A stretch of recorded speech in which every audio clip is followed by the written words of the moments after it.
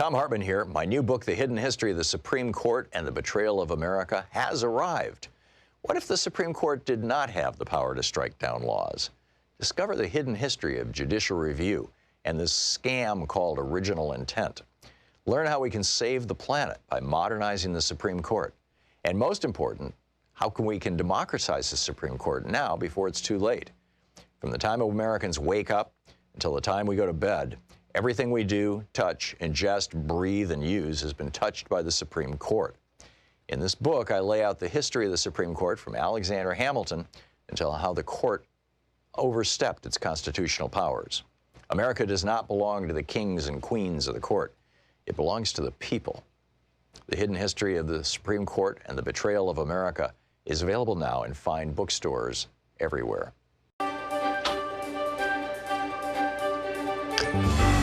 In the Thom Hartmann Book Club today, we're reading from United States of Distraction, Media Manipulation in Post-Truth America and What We Can Do About It, by Nolan Higdon and Mickey Huff. And this is from the foreword by Ralph Nader. Ever since the few began to control the many, disinformation, fabrications, and distractions have been used to shape consent, impose submission, and maintain domination. Whether by the invoked authority of God, the divine right of kings, the dictatorial embodiment of a fatherland, the dictatorship of the proletariat, or the tyranny of commercially managed marketplaces, the casualty of such control has always been the ability of ordinary people to give voice to their own realities, needs, demands, and grievances. Given the inherent pragmatism of the human mind, the oppressed have often found it safer to believe rather than to think, to obey rather than dissent. Today, such a path is reinforced by a plutocratic political economy that allows corporations to dominate mass media, education, and the production of knowledge and memory. Human history, however, has not been without its visionaries, seers, and prescient intellectuals, poets, artists, thinkers, and philosopher rebels. Every major religion admonishes its adherents not to allow the merchant class, with its singular focus on aggregating profits at the expense of truth, compassion, and self-restraint, to amass too much power. Such instructions have emanated not from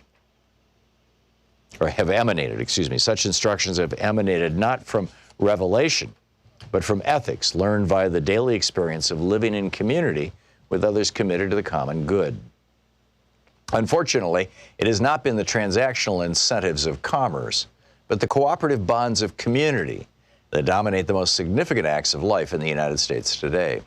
The dystopian scenarios portrayed in George Orwell's 1984 and Aldous Huxley's Brave New World look like understatements compared to today's plutocratic deployment of communications technologies, many of them developed by taxpayer-funded government programs and grants. The ultimate success of top-down censorship is self-censorship by the people. The same holds true for mass surveillance. From radio and television to the internet and smartphones and all the video platforms and apps in between, commercially controlled media have used seduction and addiction to lure users to increasingly stare into screens and share personal data and location, thus becoming complicit with authoritarianism and mass surveillance. In the process, the population has become fact-deprived and over-entertained, with lowered expectation levels and reduced attention spans.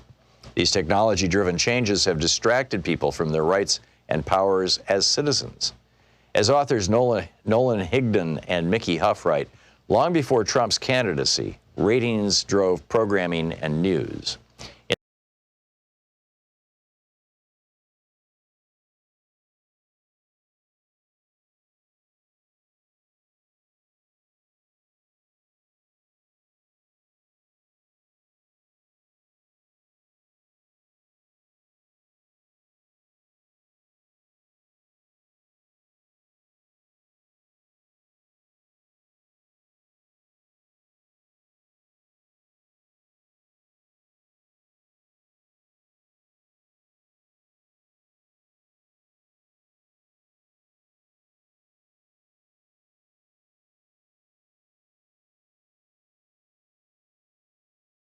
Years ago, venerated CBS News anchor Walter Cronkite called the 3 minutes or so devoted to a serious news story merely a headline service. If anything, the situation has worsened since Cronkite's time. Gone are the fairness doctrine, the right of reply, and any pretense that the Federal Communications Commission is regulating the broadcasters according to the 1934 Communication Act standard of the public interest, convenience, and necessity. The takeover of hundreds of newspapers, local television stations, and radio stations by corporate profiteers is still worsening. These corporations loot vulnerable media operations by cutting out reporters, investigative journalists, whistleblowers, educational content, and local coverage. Magazines are shrinking, going out of business, or just migrating to online-only versions. Social media cannot generate such content in addition to other shortcomings. Young people today are becoming increasingly illiterate. They spend more time staring at screens, but ultimately read less long-form content unless forced to do so for classwork. Fewer people are showing up for town meetings, marches, demonstrations, and rallies, in spite of the ease and immediacy of communication enabled by the internet. The so-called information age has become the disinformation age, with the corporate media's exclusion of the civic community being one of its most devastating triumphs. In the 1960s and 1970s, we could not have succeeded in advancing standards for public health and safety, labor, and environmental integrity without the help of mass media reporting on public campaigns and congressional hearings, or without large audiences tuning into programs such as The Phil Donahue Show, which dedicated airtime to discussing our investigations, reports, and exposés. Now it is not just corporate media, but the Congress itself that is increasingly shutting out citizens groups. The United States of Distraction by Higdon and Huff. Want to connect with the show online? You can find the Thom Hartmann Program on Facebook, Twitter, and Instagram.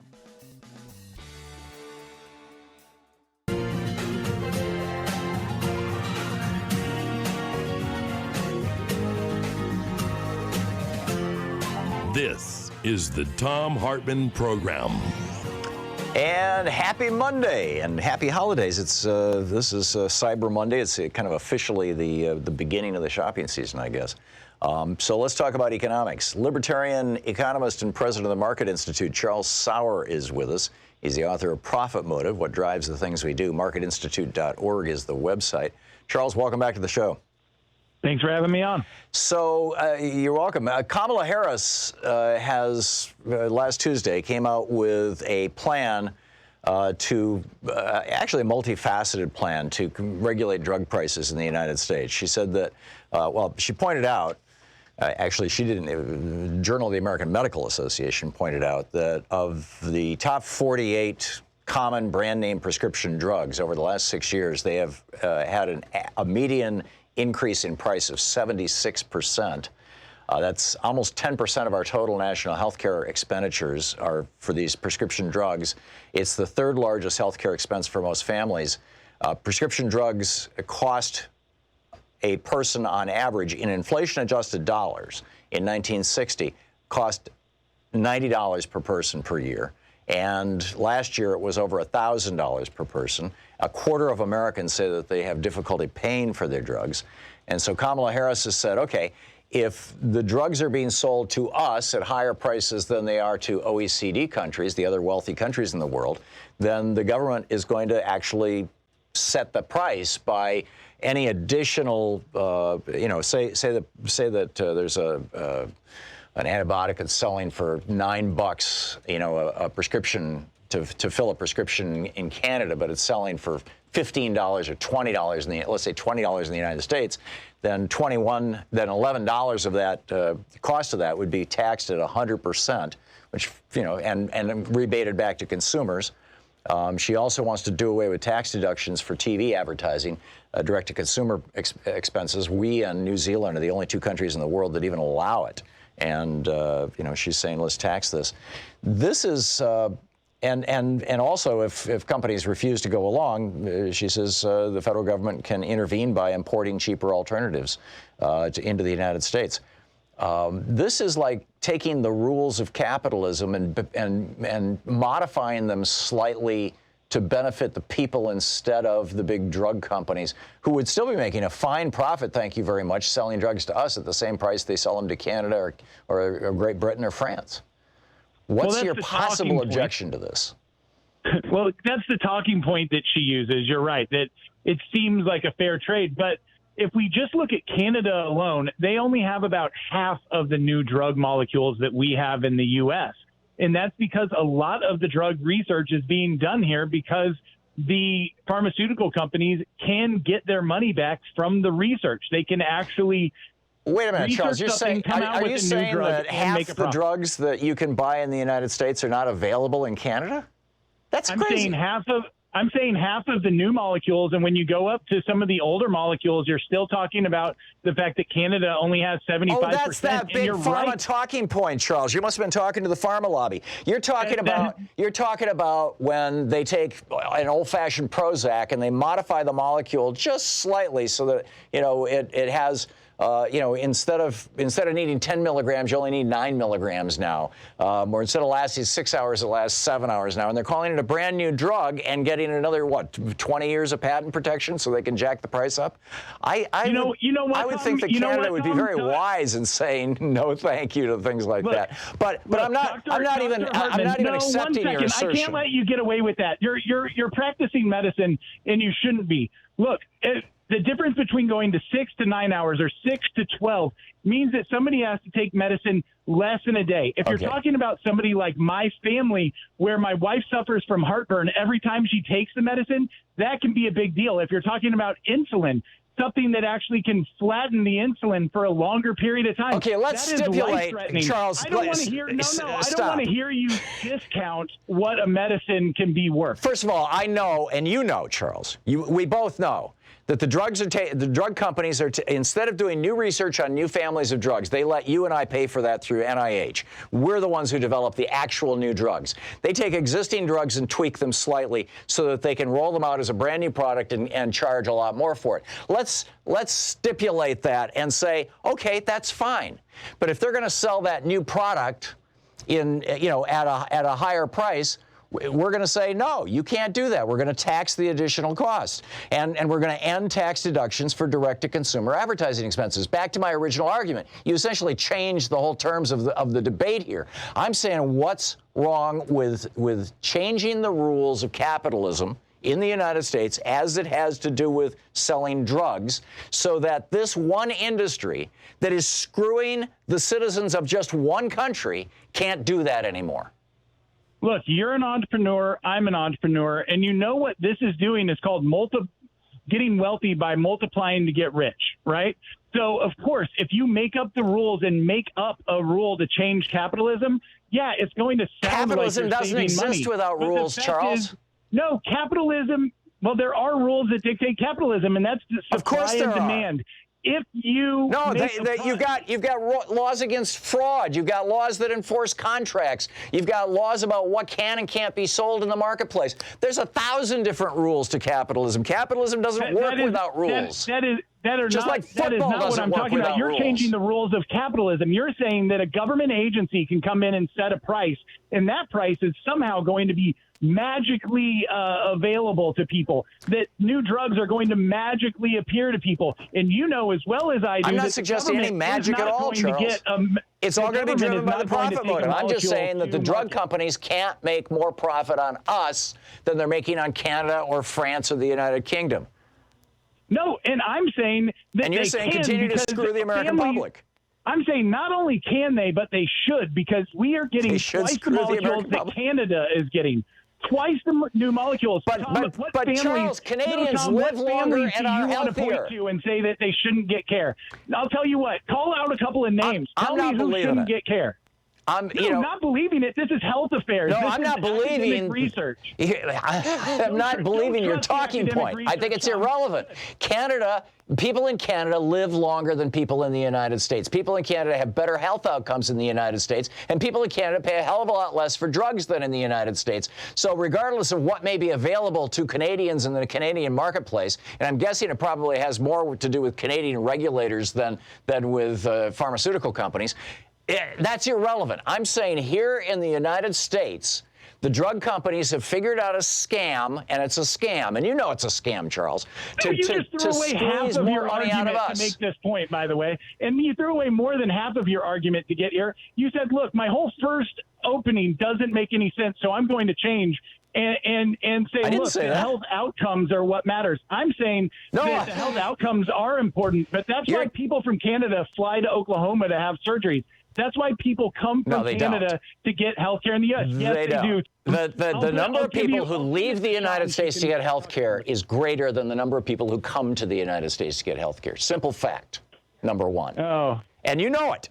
And I mean, you know, just look at all the dental clinics in Mexico and the surgery clinics in Thailand and in India. I mean, there's countries all over the world that are making a fortune because Americans can't afford our health care, number one. And number two, I've never heard anybody from Canada complaining that drugs are not available there. I can't imagine that drugs are not available there. When you say new molecules, that sounds like some BS big pharma talking point, and I frankly have no idea what you're talking about. I'd have to dig into it. I know. The research is really hard to understand in this. But the point is, we're being screwed. Okay, then how would you suggest that we stop getting screwed by these companies? Let's take out the middleman. This is very easy. There's actually an article that I wrote earlier this year on it, and insulin prices have soared.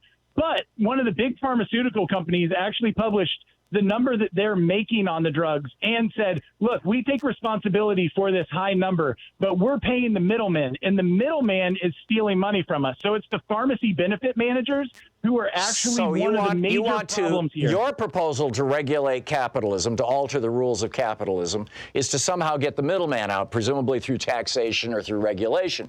My proposal is to simply say, whatever system you guys come up with, it's fine with us. We're not gonna tinker with capitalism at that micro level. Whatever system you guys come up with, fine, but you can't charge American citizens more than you're charging French citizens. No, Tom, you don't need more government to solve the price of a Snickers bar. No, listen to me for a second. We're not talking about Snickers bars. We're talking about the ability of people to live or die. Yeah. We're not talking about Snickers bars because government hasn't gotten in the way. This is life and death. If we pull government out of the way of Charles, a quarter of Americans can't afford their drugs. We're paying right now $1,000 a year for what we were paying $90 a year for in 1960. And sometimes a Band-Aid is not the best solution. You might be able to help those people now, but are you going to break it for my kids?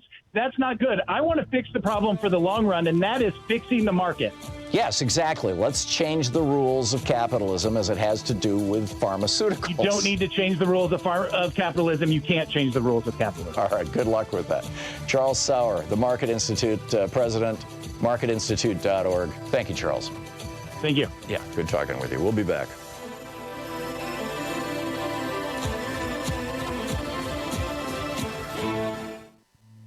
This is the Thom Hartmann Program. We'll be back with more of the news of the day and your calls in just a moment.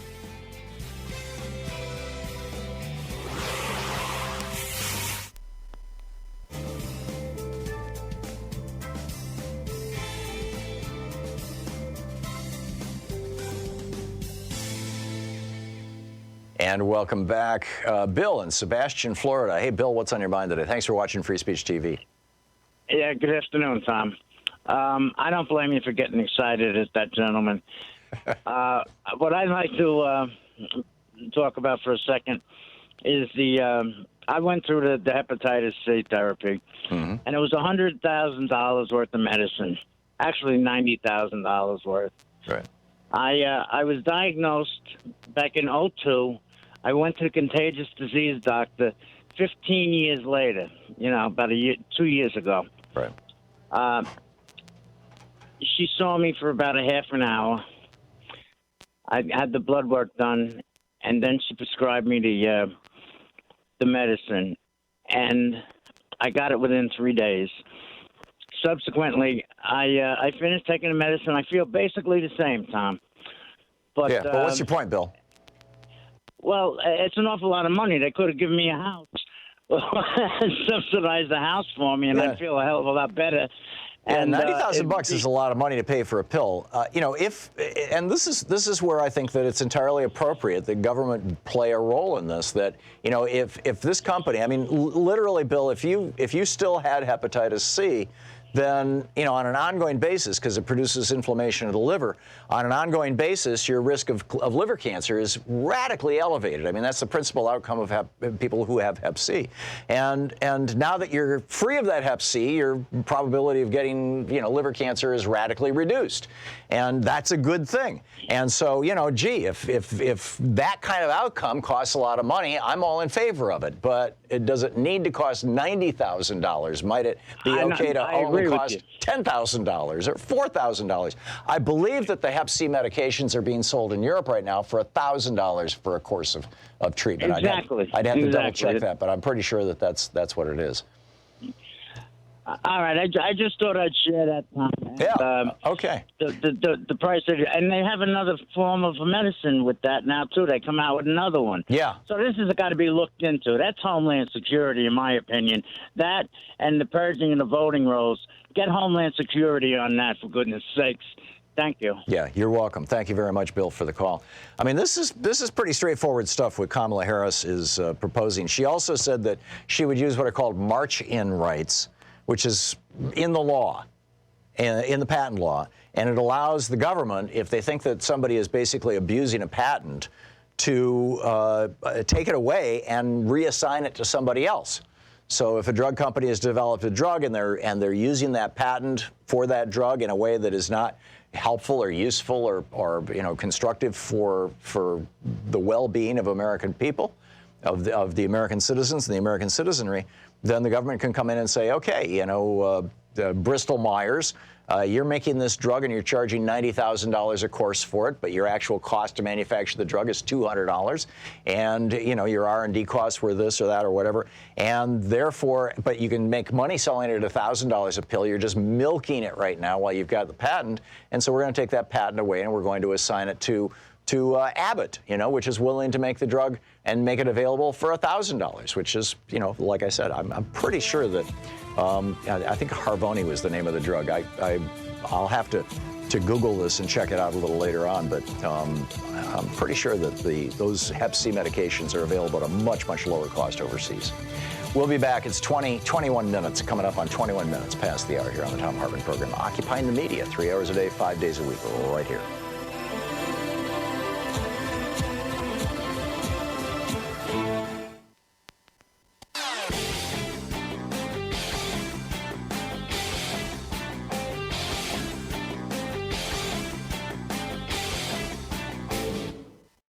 Thom Hartmann here. My new book, The Hidden History of the Supreme Court and the Betrayal of America, has arrived. What if the Supreme Court did not have the power to strike down laws?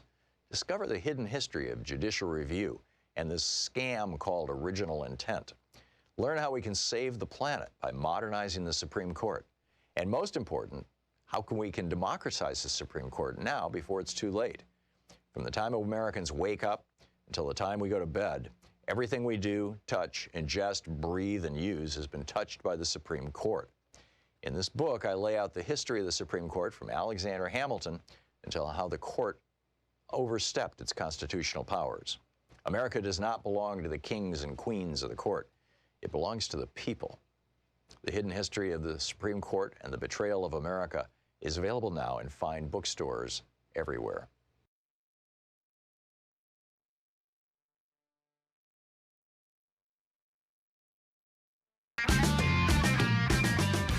And welcome back. Thom Hartmann here with you and Don in Hollywood, Florida. Hey, Don, what's up? Hey, thanks for taking my call, Tom. Sure. I'd like to address the going out of the country for medical treatment. Right. I'm one of like 10% of Americans who holds a U.S. passport. So I've had the privilege of visiting other countries, specifically Costa Rica, where I went to see a dentist for an implant, which I did get, for $2,000 instead of for $8,000 here. While I was there, I visited a dermatological clinic. I had some spots. I'm getting older. And the nurse said, well, just go in this room here and please disrobe. The doc will be with you in a moment.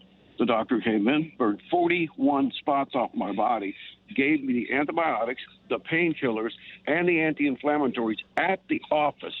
When I went to pay the receptionist, I said, I'm thinking this could be $1,000. The lady said, that'll be $58, sir. $58. I'm with three prescriptions fully filled, plus all the work from the doctor. Costa Rica. Wow. Okay, so they can't lie to me, Tom. I've been to Mexico, Costa Rica, I've been to Canada, I've been, that's why I hold a passport. Yeah. And people here are getting so seduced by the BS and the thievery and the out-and-out corruption empowered by the Trump organization. He is everything you said earlier. They are cowards, they are liars, they are grifters, and people continue to buy it. Well, maybe they deserve it, people to vote like that, but I don't deserve it, Tom. I deserve to be treated like I got treated in Costa Rica, and I'm not even a citizen there. There you go, Don. And Costa Rica does have they have a national healthcare system. I've told this story before, but it's very brief. Louise and I were in Costa Rica 2 years ago for some scenes for this movie Ice on Fire that's available over on HBO, and the climate change movie with Leo DiCaprio. And when we flew into Costa Rica, we took a cab from the airport out to the spot in the rainforest where we were shooting. It was about a 2-hour cab ride, and I asked the taxi driver, who was a guy, I'd say probably in his mid to late 50s. I said, what's life like in Costa Rica? And he said, oh, this is a wonderful country. He said, we have free health care and we have free education all the way up through college. He was telling us a story about how one of his kids was working on his PhD and another one is a doctor. This guy's a cab driver. And he's like, health care is free here for if you're a citizen. And, pharmaceuticals are really, really cheap or free, depending on what it is. And education is free. And I'm like, wow, if Costa Rica can do that, why can't the United States do it? It's like we're the village idiots, Don. So I hear you, Tom. Yeah. I couldn't agree more. Well, you heard my rant. Yeah. But if people could just get a passport, go someplace. Okay. My God. I got it. I got to move along here, Don, but thank you for the call. Shayna in Prairie Grove, Arkansas. Hey, Shayna, what's up? Hey, Tom. I just wanted to thank you because when I was listening to one of your shows, you talked about going to Mexico for dental work. I did a lot of research, and because they wanted over $30,000 here for 6 implants, which I don't have. Whoa. So I did a lot of research. I'm going right across the border. It's an American-owned company, and they're doing it for $3,500. And wow. they even come and pick you up every day and then take you back to your hotel. And I just wanted to thank you so much.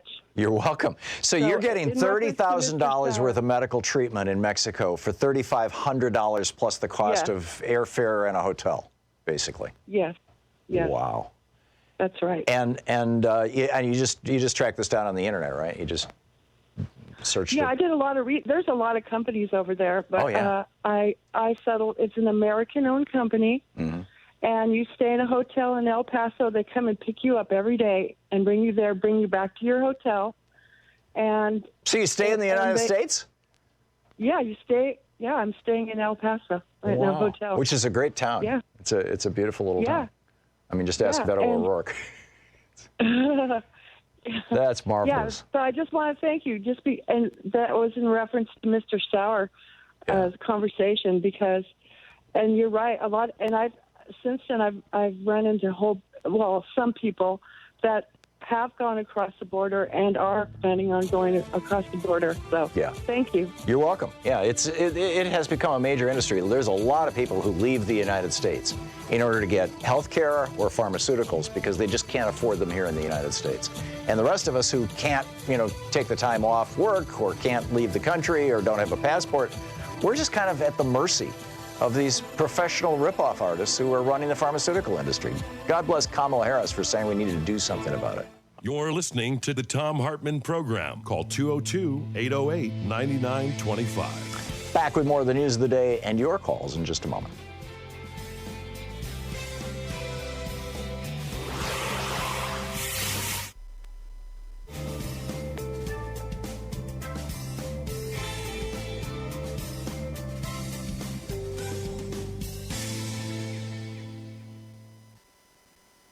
So it's officially the holiday season. It's the first weekday of December, and a great time to give a gift to Free Speech TV. Free Speech TV gives a gift to you every day. Literally, it's made possible by donors.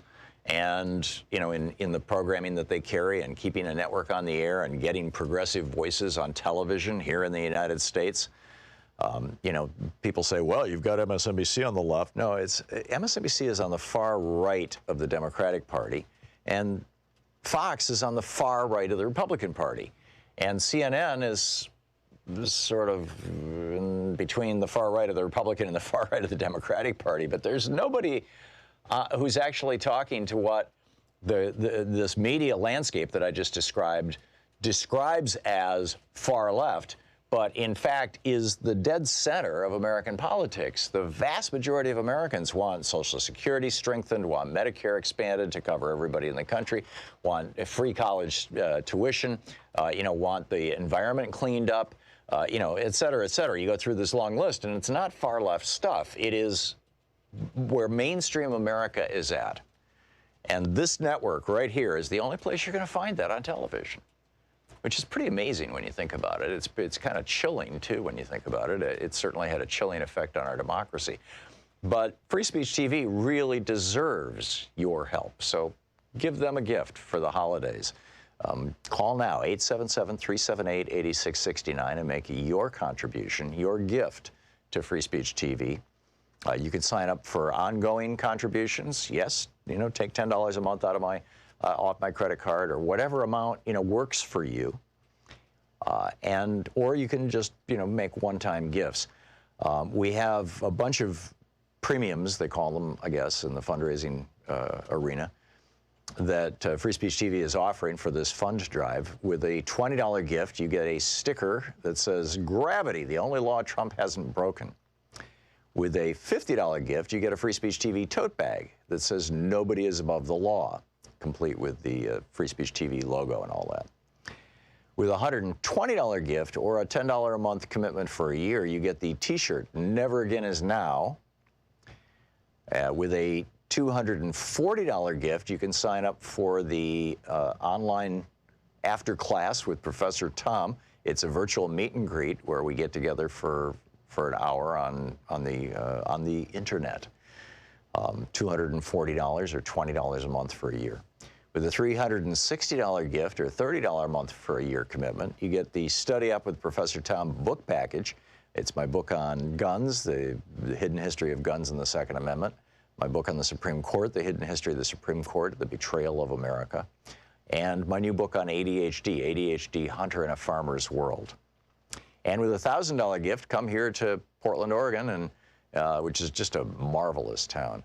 And hang out with us for the last hour of the show here in the studio, and we'll walk down the street and have lunch afterwards.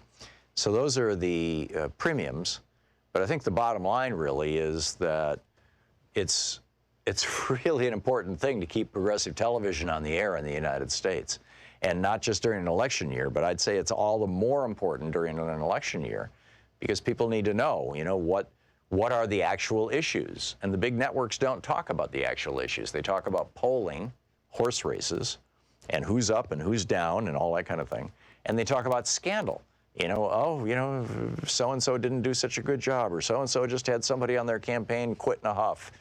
And, that doesn't inform us. That doesn't help us know. In fact, if anything, this constant referral to polls is driving public opinion rather than reflecting it. People are sitting around going, well, I don't know which Democratic president I should go for. Joe Biden has 31% in the polls. He's way ahead of everybody else. I guess I should jump on that horse. No pun intended. And it's not doing America any kind of service. I mean, this is not news what the polls are. The polls are always wrong. Jimmy Carter was an unknown at this point in 1980 in the polls, for example, or 1976, excuse me.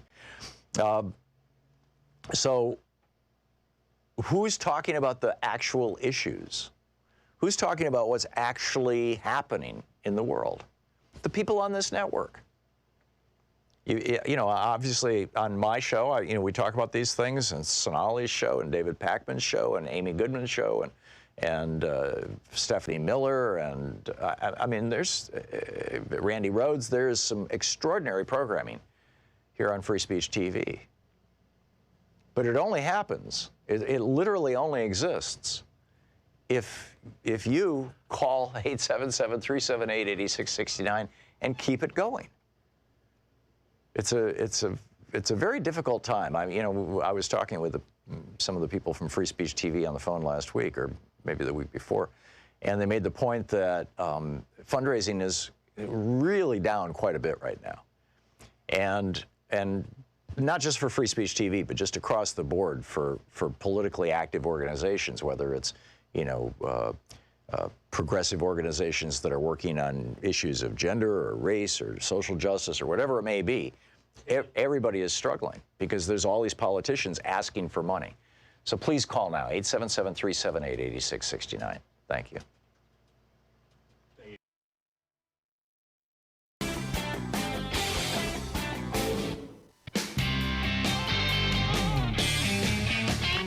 Welcome back. Thom Hartmann here with you. What a remarkable time. By the way, President Zelensky of Ukraine has basically called out Donald Trump, which is remarkable because on the one hand he's stuck in this terrible position where he desperately needs American help, and he knows that Trump has said that there's going to be a price for that help, and yet he also ran as the anti-corruption guy, and so corruptly saying, yeah, Trump, we'll let you blackmail us. Here's your investigation. And it's going to be a tough one. But he said, we're at war. If you are our strategic partner, then you can't go blocking anything for us. I think that's just about fairness. Very, very straightforward stuff. The impeachment hearings, the first impeachment hearing in the House Judiciary Committee, by the way, will be Wednesday of this week. And assuming that it's on when we're on, we will be carrying it with my, commentary, particularly during the times the Republican members are grifting.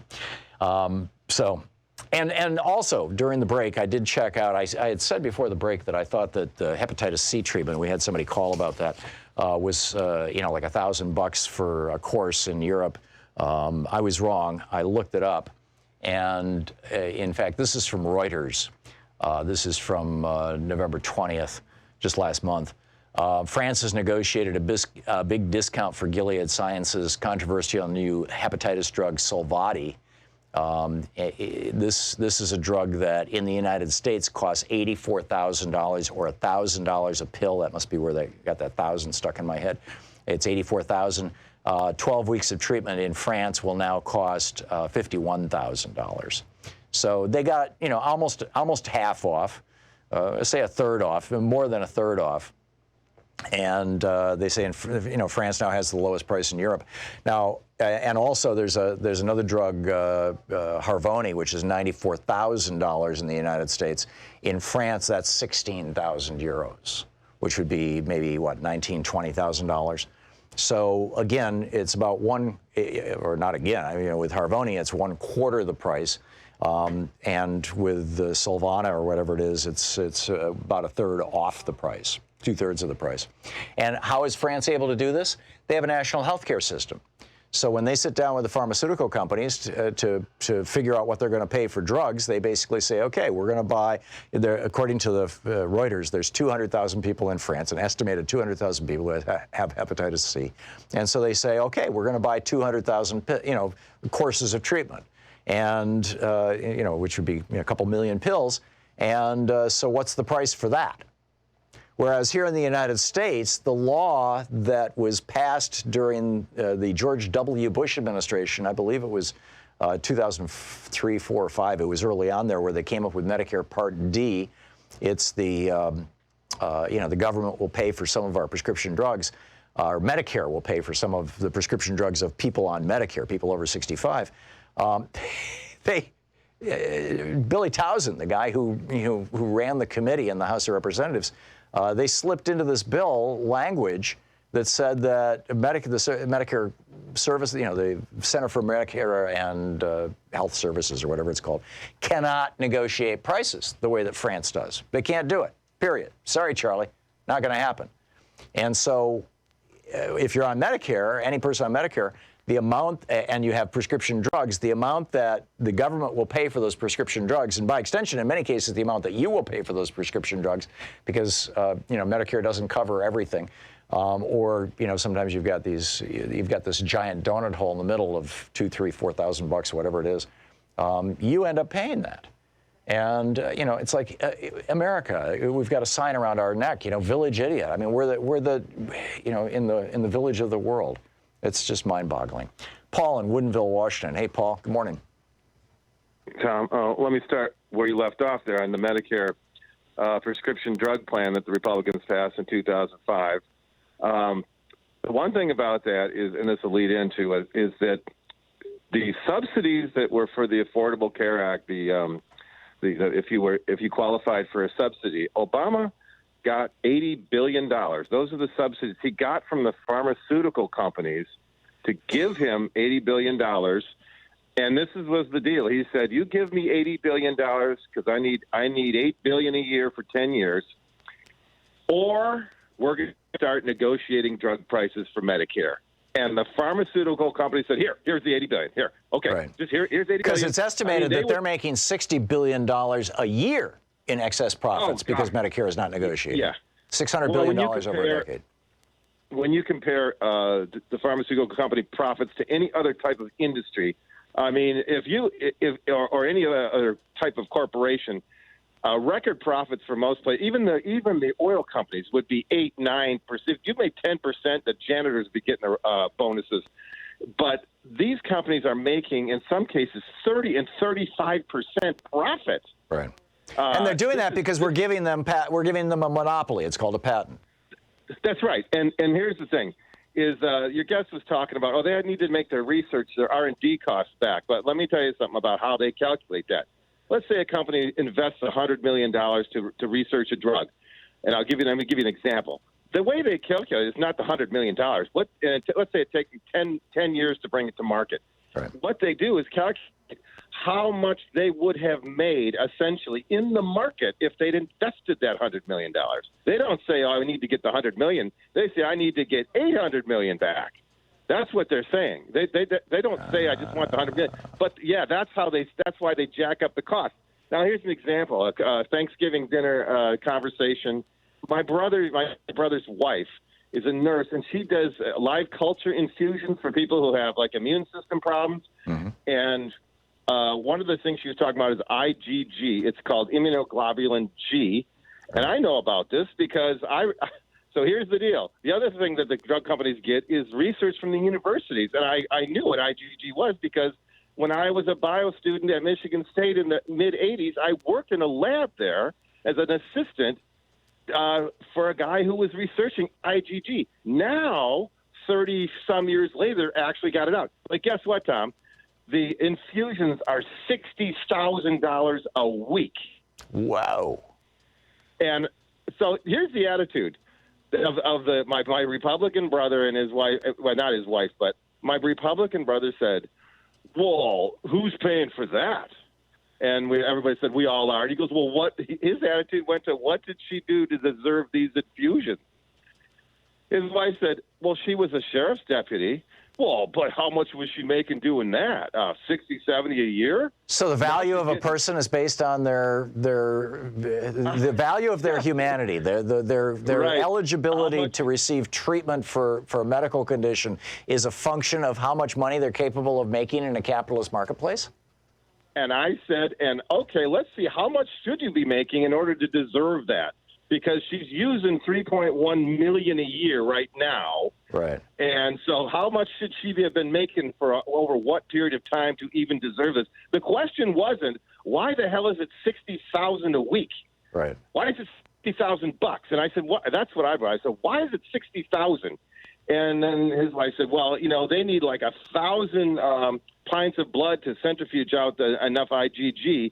And I said, 1,000 pints of donated blood is what they're getting, right? Right. So I said, look at it. I mean, these guys, and another more. Well, they may, the Red Cross moves blood around. I mean, you donate blood to the Red Cross, and they use it for emergencies. I doubt the Red Cross is selling that blood to drug companies to extract things. No, from. They're not. They're not selling it. The drug companies are probably buying it. I mean, this is one of the situations. You have homeless people who are selling blood in order to get enough money for food. Well, not even just homeless people. You've got retired people living in poverty. Tom, they're not paying. The point is they're not paying a lot for it. Right. And the other thing is that, for instance, another example is the drops you get for when you have cataract surgery, which I've had, and there are tens of thousands of those every week. And the drops, you get a 3 milliliter vial that you put in your drops for 10 days, $240. I figured out these drops is $320,000 a gallon. Wow. And I asked a professor friend of mine, I said, what is $320,000 a gallon? He said, nothing. He says, as a matter of fact, probably more than 98% of that is saline. He said, it's greed. It's greed, and that's all it is. And that's the same with the $60,000 a week for an infusion. It's greed. Right. And your guest thinks that we need more of that. Good luck. He's saying that people come to Oklahoma from Canada. No, they don't. Yeah, no, occasionally somebody comes to the United States for treatment, but more people leave the United States for medical treatment than anywhere else, than come to the United States. That's just a simple fact. Paul, thanks for sharing your story with us. It sounds like you had an eventful Thanksgiving. Kevin in San Pedro, California, listening on KPFK. Hey, Kevin, what's up? Hey, Tom, I've been in pain management for 15 years for my back. And I have a friend that's a doctor from Pakistan, and I can go over there and get a stem cell shot, which will hopefully take care of a lot of the degenerative disc, plus some of the... Kevin, you just faded out. I was here. Sorry, I was offered that same shot here for $8,000 off label. Right. I can get it over there. Yeah, I can get it over there. Kevin, you just faded out again. You can get it over there for how much? $300 to $500. $300 to $500. Wow, that's amazing. Kevin, I got to move along, but thank you for the call. It's that's amazing. A couple $100, $8,000 here. I mean, yeah, this is not surprising. It's 45 minutes past the hour. We'll be right back.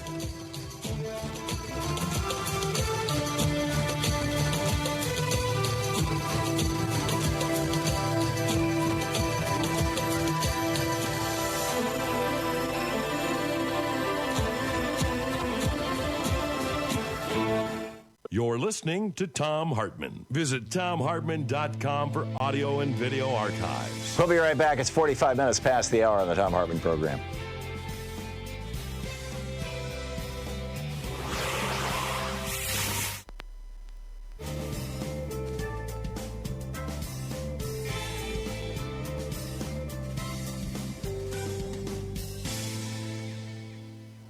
And welcome back. Shirley in Alamogordo, New Mexico, watching us on Free Speech TV. What's up? Oh, hi. I just wanted to call and make a comment about your previous guest, the guy, the libertarian guy. Yeah, Charles Sauer.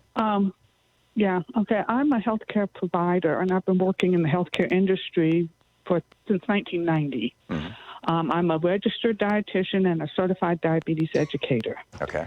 And one of the things I have learned over the years is a lot of people are taking a lot of medications that they don't need to be taking. Which is a whole nother issue where you've got the pharmaceutical companies spiffing the doctors, giving them all, expenses paid vacations and to quote medical conferences, because doctors have to have these continuing medical education credits just like lawyers do. And so they do these fancy conferences and then they come around and they give them, all kinds of goodies and buy them meals and, and to encourage them to prescribe drugs that people probably only marginally need. Forgive my interruption, Shirley. No, that's okay. One of the things I've seen them taking a lot of that they don't need is what's called PPIs, protein pump inhibitors. Right. Those are the drugs that are used for GERD and acid reflux and stuff like that. Mm-hmm.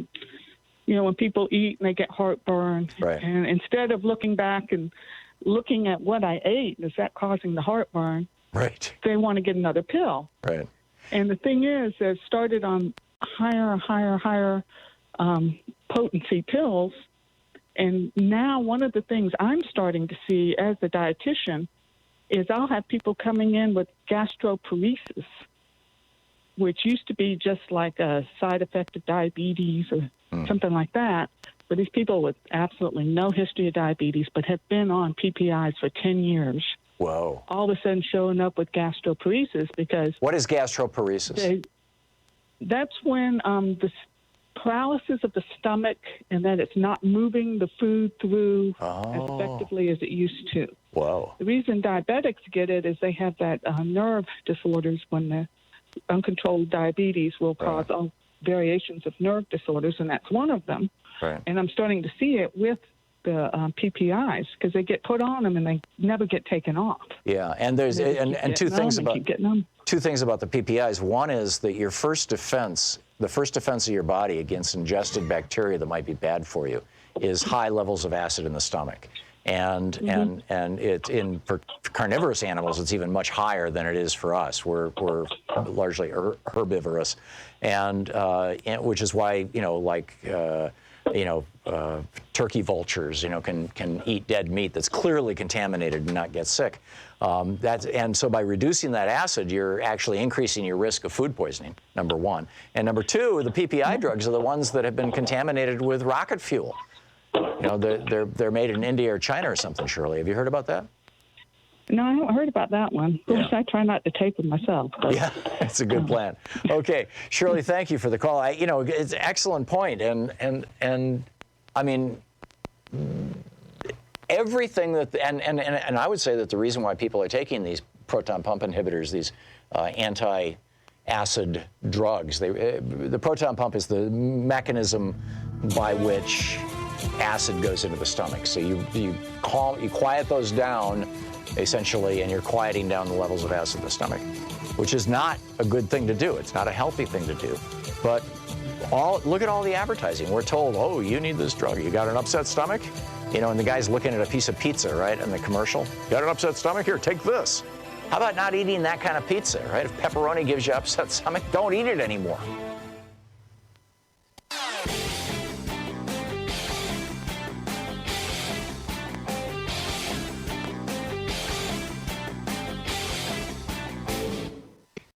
Thom Hartmann here. My new book, The Hidden History of the Supreme Court and the Betrayal of America, has arrived. What if the Supreme Court did not have the power to strike down laws? Discover the hidden history of judicial review and this scam called original intent. Learn how we can save the planet by modernizing the Supreme Court. And most important, how we can democratize the Supreme Court now before it's too late. From the time Americans wake up until the time we go to bed, everything we do, touch, ingest, breathe, and use has been touched by the Supreme Court. In this book, I lay out the history of the Supreme Court from Alexander Hamilton until how the court overstepped its constitutional powers. America does not belong to the kings and queens of the court. It belongs to the people. The Hidden History of the Supreme Court and the Betrayal of America is available now in fine bookstores everywhere.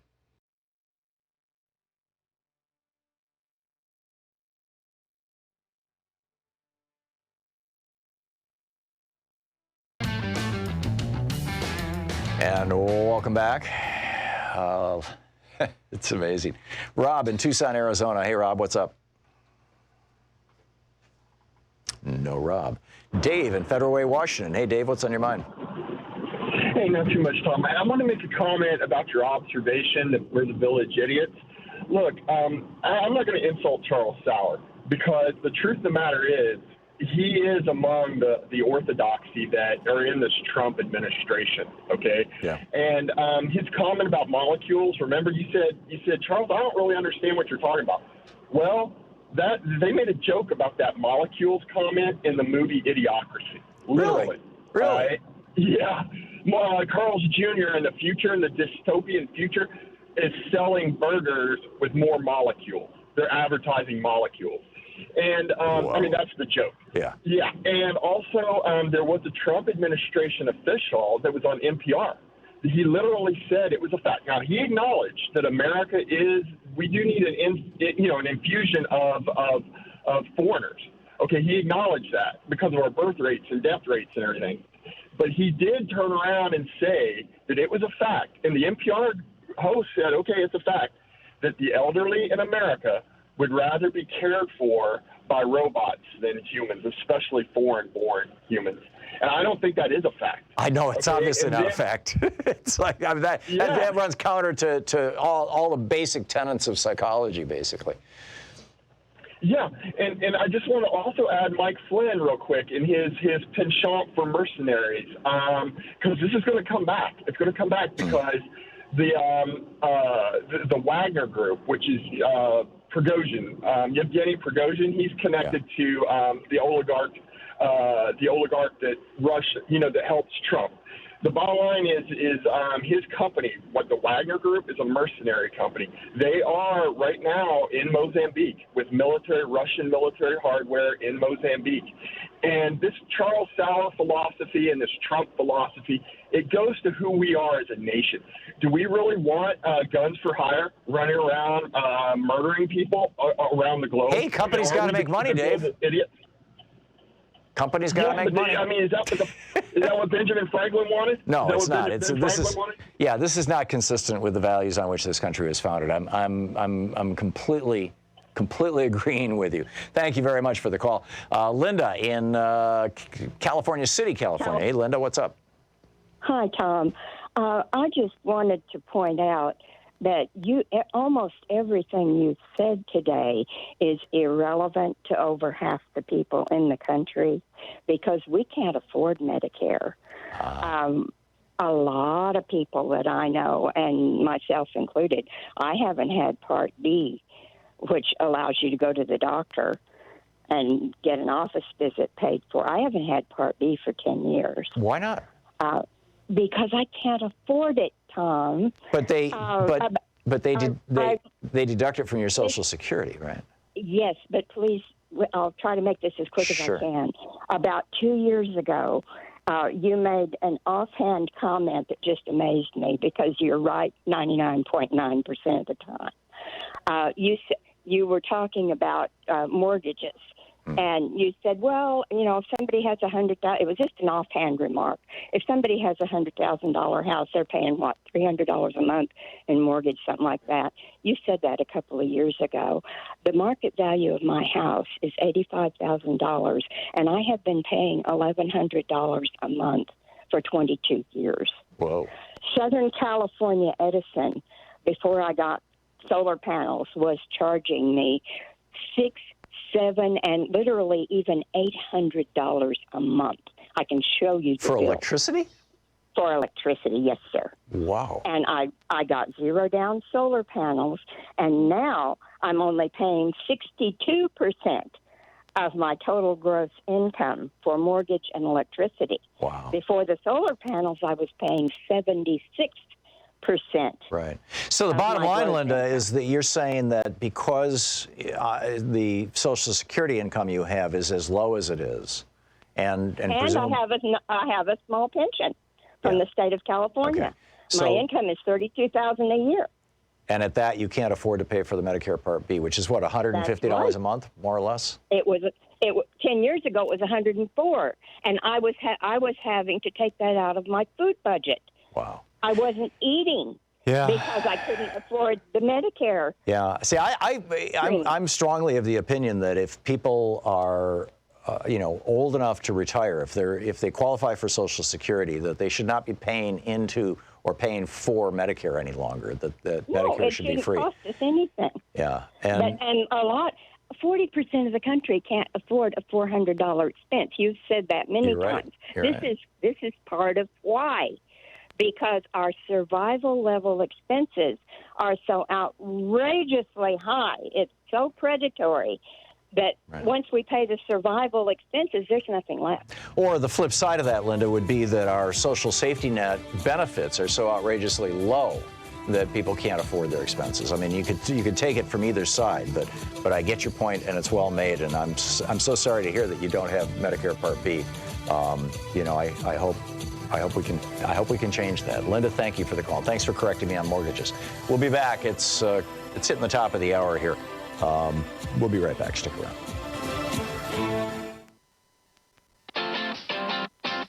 You're listening to Thom Hartmann.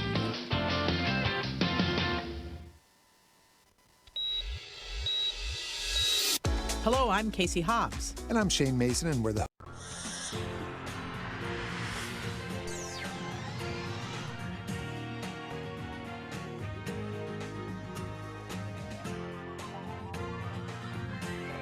We say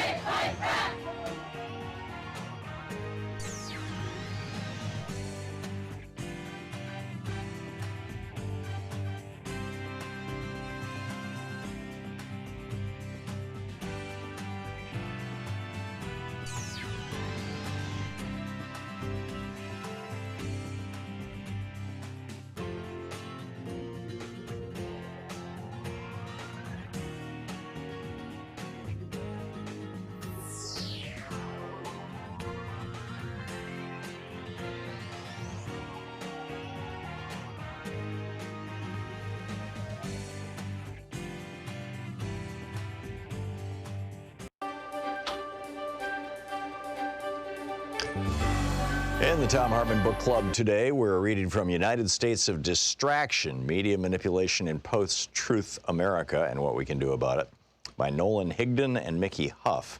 And this is from the foreword by Ralph Nader. Ever since the few began to control the many, disinformation, fabrications, and distractions have been used to shape consent, impose submission, and maintain domination. Whether by the invoked authority of God, the divine right of kings, the dictatorial embodiment of a fatherland, the dictatorship of the proletariat, or the tyranny of commercially managed marketplaces, the casualty of such control has always been the ability of ordinary people to give voice to their own realities, needs, demands, and grievances. Given the inherent pragmatism of the human mind, the oppressed have often found it safer to believe rather than to think, to obey rather than dissent. Today, such a path is reinforced by a plutocratic political economy that allows corporations to dominate mass media, education, and the production of knowledge and memory. Human history, however, has not been without its visionaries, seers, and prescient intellectuals, poets, artists, thinkers, and philosopher rebels. Every major religion admonishes its adherents not to allow the merchant class, with its singular focus on aggregating profits at the expense of truth, compassion, and self-restraint, to amass too much power. Such instructions have emanated not from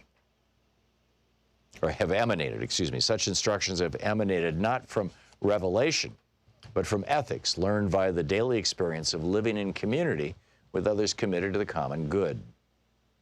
Unfortunately, it has not been the transactional incentives of commerce, but the cooperative bonds of community that dominate the most significant acts of life in the United States today. The dystopian scenarios portrayed in George Orwell's 1984 and Aldous Huxley's Brave New World look like understatements compared to today's plutocratic deployment of communications technologies, many of them developed by taxpayer-funded government programs and grants. The ultimate success of top-down censorship is self-censorship by the people. The same holds true for mass surveillance. From radio and television to the internet and smartphones and all the video platforms and apps in between, commercially controlled media have used seduction and addiction to lure users to increasingly stare into screens and share personal data and location, thus becoming complicit with authoritarianism and mass surveillance.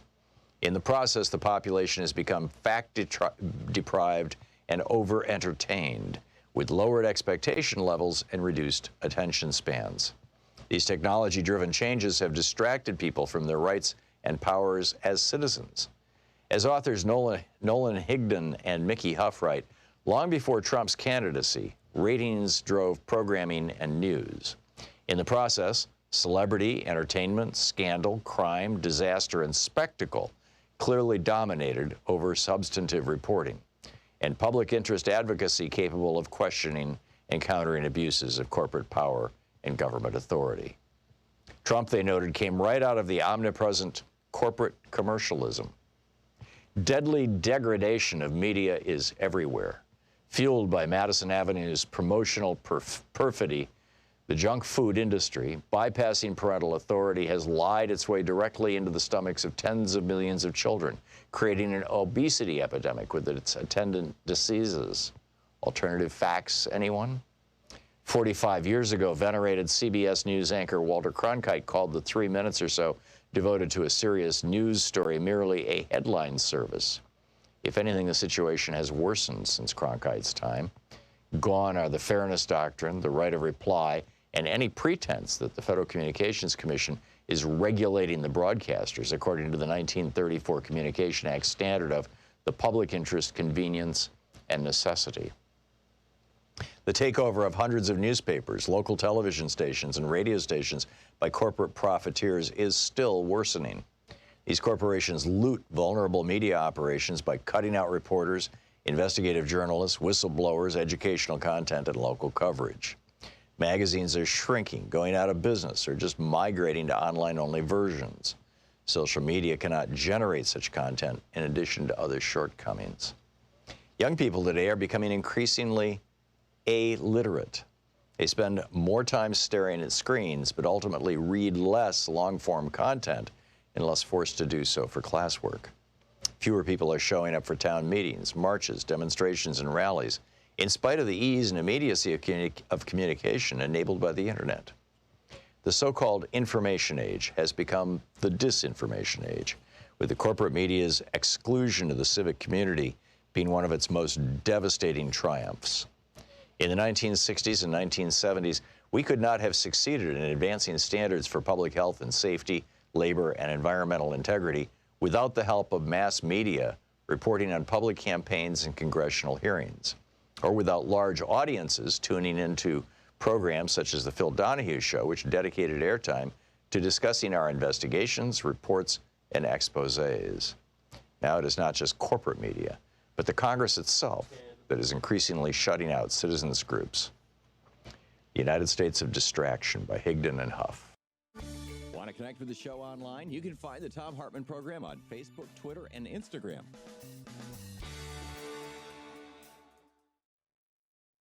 Thom Hartmann here. My new book, The Hidden History of the Supreme Court and the Betrayal of America, has arrived.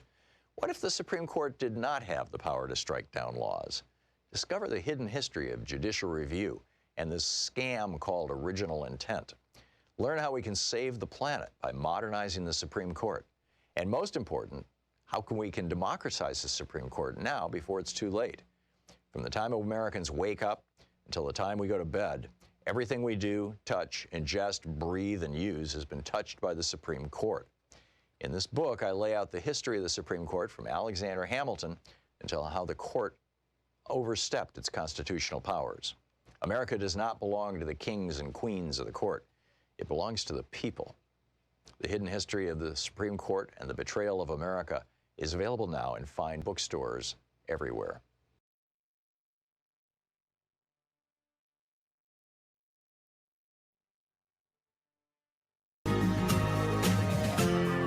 This is the Thom Hartmann Program.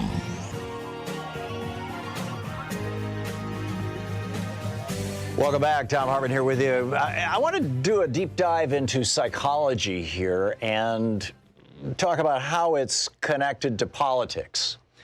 So the psychology of relationships, to start out with. Back in the 1980s, a woman named Diane Vaughan did some just absolutely extraordinary research into how people form and dissolve relationships. I'm talking about intimate relationships, romantic or, marriage kinds of things. And what she found was that setting aside how people get together in the first place, which is a whole other interesting thing, looking at the way that people break up, the way this typically works is that you've got two people who are in a committed relationship, in a long-term intimate relationship. And one of them, let's call that person the offender, although there's a negative image associated with that, but I don't know how, I don't have a better word right now. The offender will do something or engage in a behavior that the other partner says, this is a deal breaker for me. I can't put up with this kind of behavior on an ongoing basis. And so they say that. Now, they typically don't say it quite that loudly or quite that explicitly, but they basically, it's called the cry, not as in sobbing, but as in town crier, right? It's the announcement that, if you don't change this behavior, I'm out of here. Or please stop this behavior. That would be kind of a midpoint. Okay, so that cry is uttered.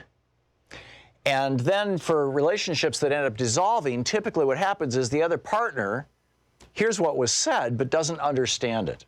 They don't actually hear it. They don't realize how important it is. They may think that it's just a minor complaint, or, hey, I've been like that all my life, or whatever. They're just going to have to learn to live with it.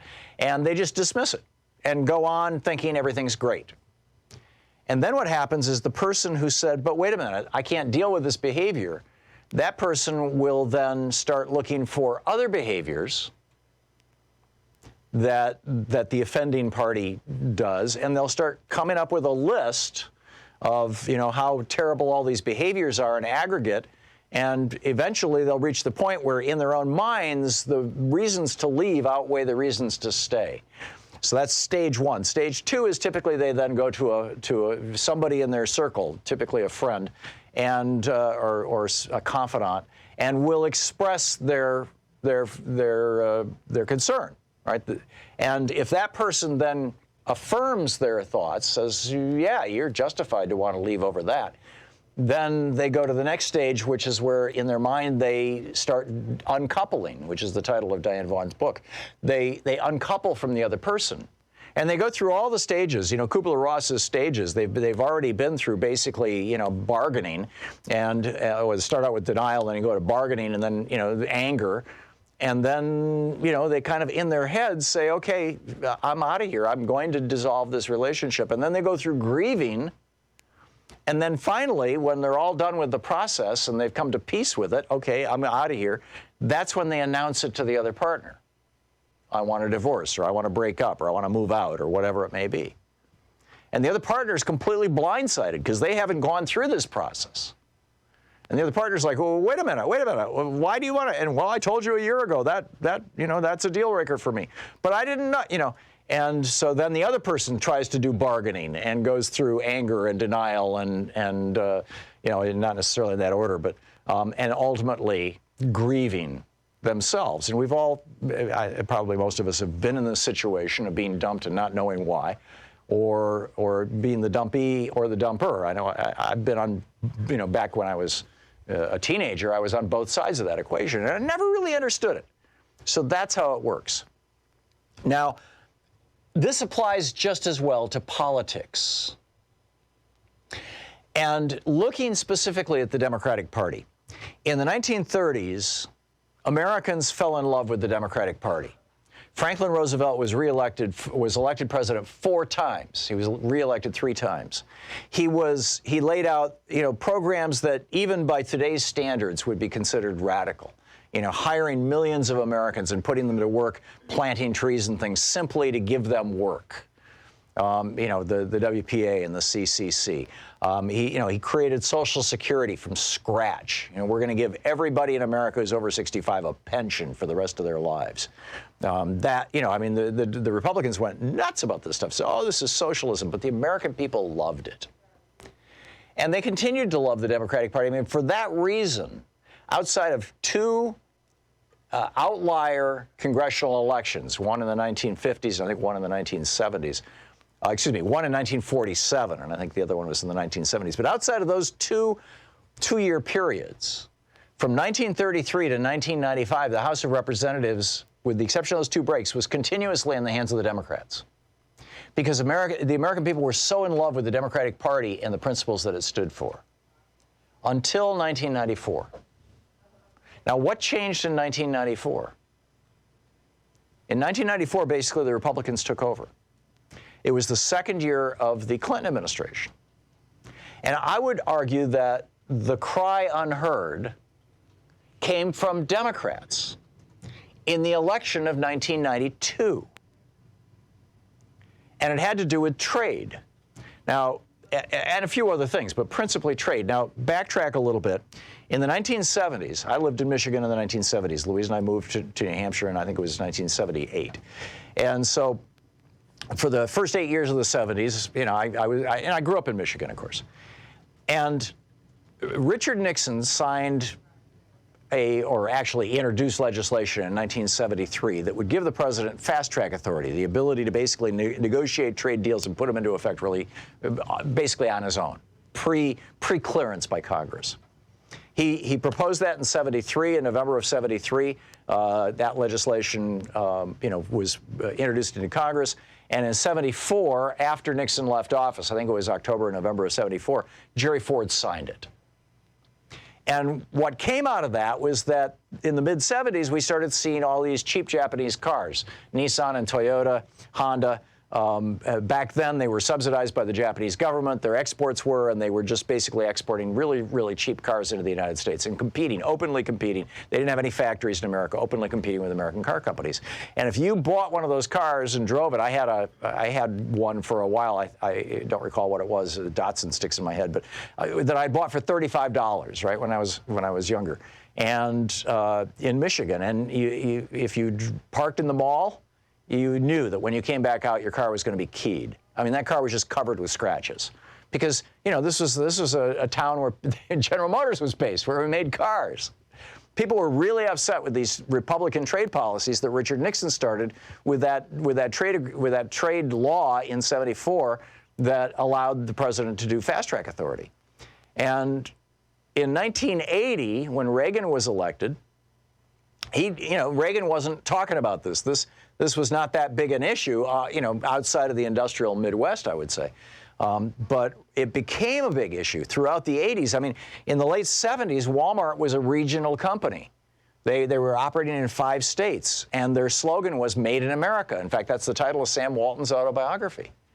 But by the mid-1980s, just a decade later, during the Reagan administration, you couldn't find anything made in the United States in Walmarts anymore. They just made this giant shift because, Reagan's trade policies. And then Reagan started negotiating NAFTA to move factories to Mexico. And this was all a naked effort by the Republicans to destroy unions in the United States because unions funded Democratic candidates. So Reagan negotiates NAFTA. Then he leaves office, and Bush the elder comes in, and the elder Bush finalizes the negotiations for NAFTA and gets the legislation through Congress. And then there's this big debate in the 1992 election cycle where it's George Herbert Walker Bush versus Bill Clinton, and both of them are saying, yeah, we like NAFTA. But the American people are saying, no, we don't like NAFTA. We don't want any more of these trade agreements. We want to see Walmart going back to selling stuff made in America, and we don't want Japanese cars on our streets, basically. And Ross Perot channeled that. He got 19% of the vote. 1 in 5 Americans who voted for president in the election of 1992 voted to leave both parties. That's mind-boggling. That 1 in 5 Americans voted for an eccentric billionaire from Texas that nobody had ever heard of before, who had big ears and these giant charts and talked in a high squeaky voice, and whose vice presidential candidate, Admiral Stockdale, said, "Who am I? What am I doing here?" I mean, I realize it was a rhetorical question, but nonetheless, who would have thought, right? Well, what had happened was in 1992, that was the cry unheard. That was the American people saying, we don't want these trade deals. This is a deal breaker for us. We'll leave the party over these. And both the Republican and Democratic parties said, tough luck. We get a lot of money from these big corporations, and we also want to destroy the unions, or at least the Republicans wanted to destroy the unions. And so Clinton not only went along with the trade deal, he signed NAFTA. He doubled down on this. And which leads to the 2000 election. Al Gore was saying, and literally was saying, having NAFTA, moving American auto factories down to Mexico will be a good thing for Americans because it'll discourage illegal immigration into the United States. Al Gore, honest to God, said that. That was his argument. If you make good jobs in Mexico, you're not going to have as much poverty in Mexico, and those people won't be coming into the United States. Whereas the automaker, people working in the factories in Michigan were like, what? And so Al Gore lost the election, not just because of that, but that was certainly one of the things that contributed to it. George W. Bush came in. And we've had basically Republican control, or a really large, Republican presence now ever since the Clinton presidency, because basically Clinton, signed NAFTA. And so Trump comes along and goes, I'm a Democrat pre-92. I mean, he'd been a Democrat before 92. And he says, I'm going to blow up these trade deals. We're going to renegotiate NAFTA. We're going to change this stuff. And across the industrial Midwest, people said, finally, a politician, because both the Republicans and the Democrats are both still doubling and tripling down on these trade deals. Barack Obama was negotiating the Trans-Pacific Partnership and pushing it really, really hard. And Hillary Clinton was all in on that, and so, at least initially. And so Trump comes along and says, no TPP, no trade deals. And the American people are like, okay, we'll have an affair with this guy. You see how it all fits together? It's pretty remarkable. This is the Thom Hartmann Program. It's 18 minutes past the hour. We'll be back with more of the news of the day and your calls in just a moment.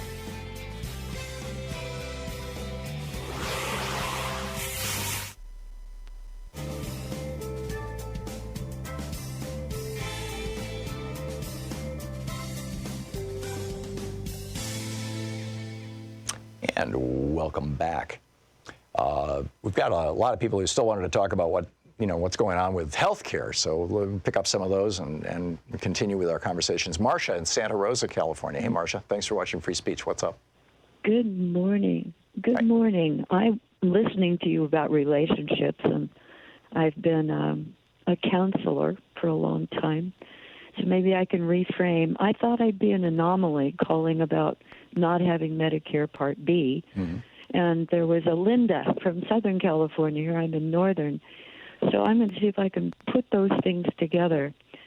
I think that I have my cry for being more than disgruntled with a relationship was not only with our healthcare system in this country, but with allopathic medicine.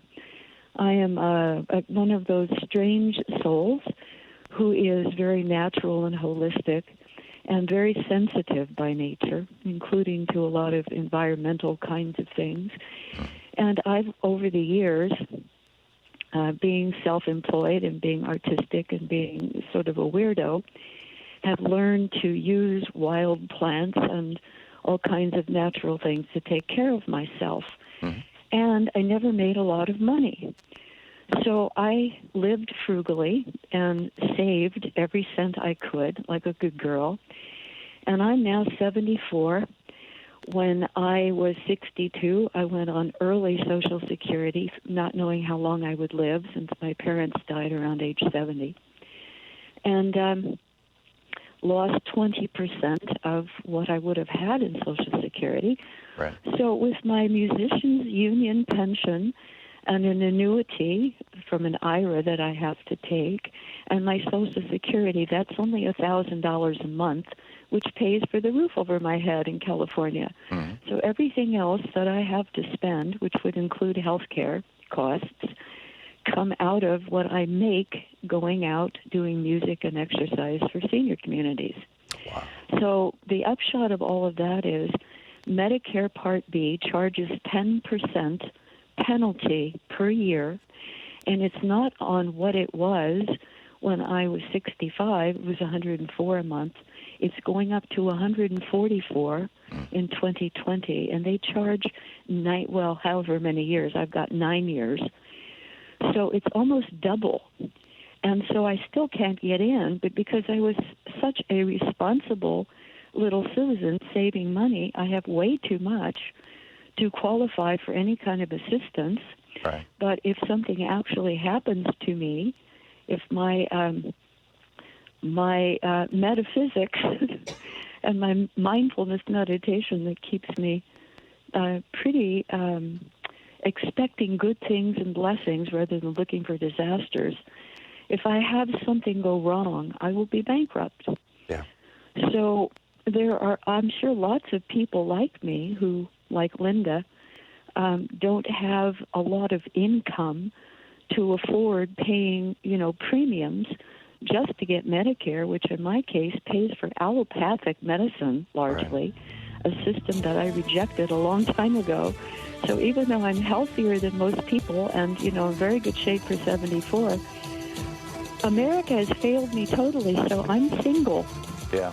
So your cry unheard is that you can't basically live on this, on Social Security, basically. No, right. Not at all. I have $450 a month of Social Security. Yeah, I get it. Marcia, thank you for the call.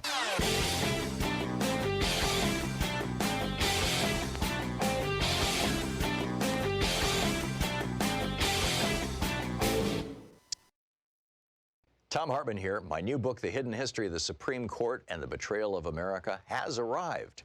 What if the Supreme Court did not have the power to strike down laws? Discover the hidden history of judicial review and this scam called original intent. Learn how we can save the planet by modernizing the Supreme Court. And most important, how we can democratize the Supreme Court now before it's too late. From the time Americans wake up until the time we go to bed, everything we do, touch, ingest, breathe, and use has been touched by the Supreme Court. In this book, I lay out the history of the Supreme Court from Alexander Hamilton until how the court overstepped its constitutional powers. America does not belong to the kings and queens of the court. It belongs to the people. The Hidden History of the Supreme Court and the Betrayal of America is available now in fine bookstores everywhere.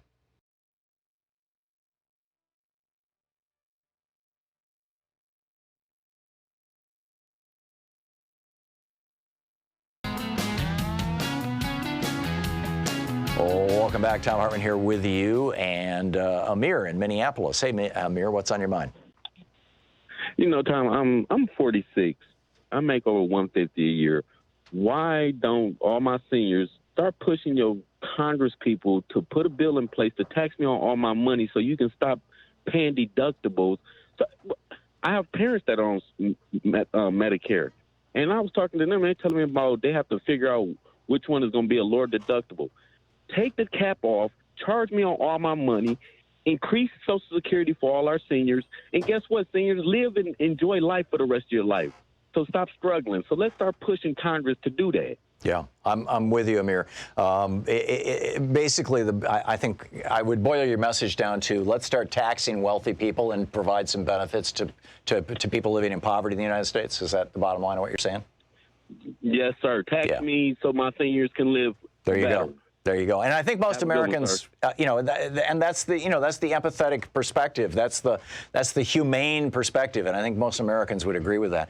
Gary in Atlanta. Hey, Gary, what's up? Gary? Greed has no heart? Oh, well. Matt in Madison, Wisconsin. Hey, Matt, what's up? Hey, Tom. Great to have you back on the air here. We missed you for a couple of years there. Thank you. The caller you had on talking about the drug pricing, he tried to compare, healthcare drugs to buying a Snickers bar. Right. That's the Snickers bar is almost a free market. If they price Snickers bars at $50 each, I would stop buying Snickers bars. I'd go buy something else. But I wouldn't die if I didn't get a Snickers bar. Correct. With the drug prices, it's a coercive purchase. These people have to buy it or they die. Right. Or they injure themselves, or they, some bad outcome lose comes. Quality of life, right. or lose, exactly. Yeah. So it's not a free market. You're right. And then we have these pharmaceuticals have been able to push through their patent law modifications so that they're protected for much longer than was originally intended for patents. Mm-hmm. They can, they'll change the dosage or change how long it lasts, and then they get a new extension on their patent.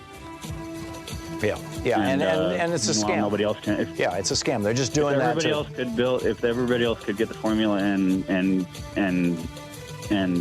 make these drugs, they'd be cheap. Yeah, amen. I'm with Kamala Harris on this, and Bernie has come up with a plan. Elizabeth Warren has come up with a plan. There are a number of excellent plans to control drug prices. We got to do something.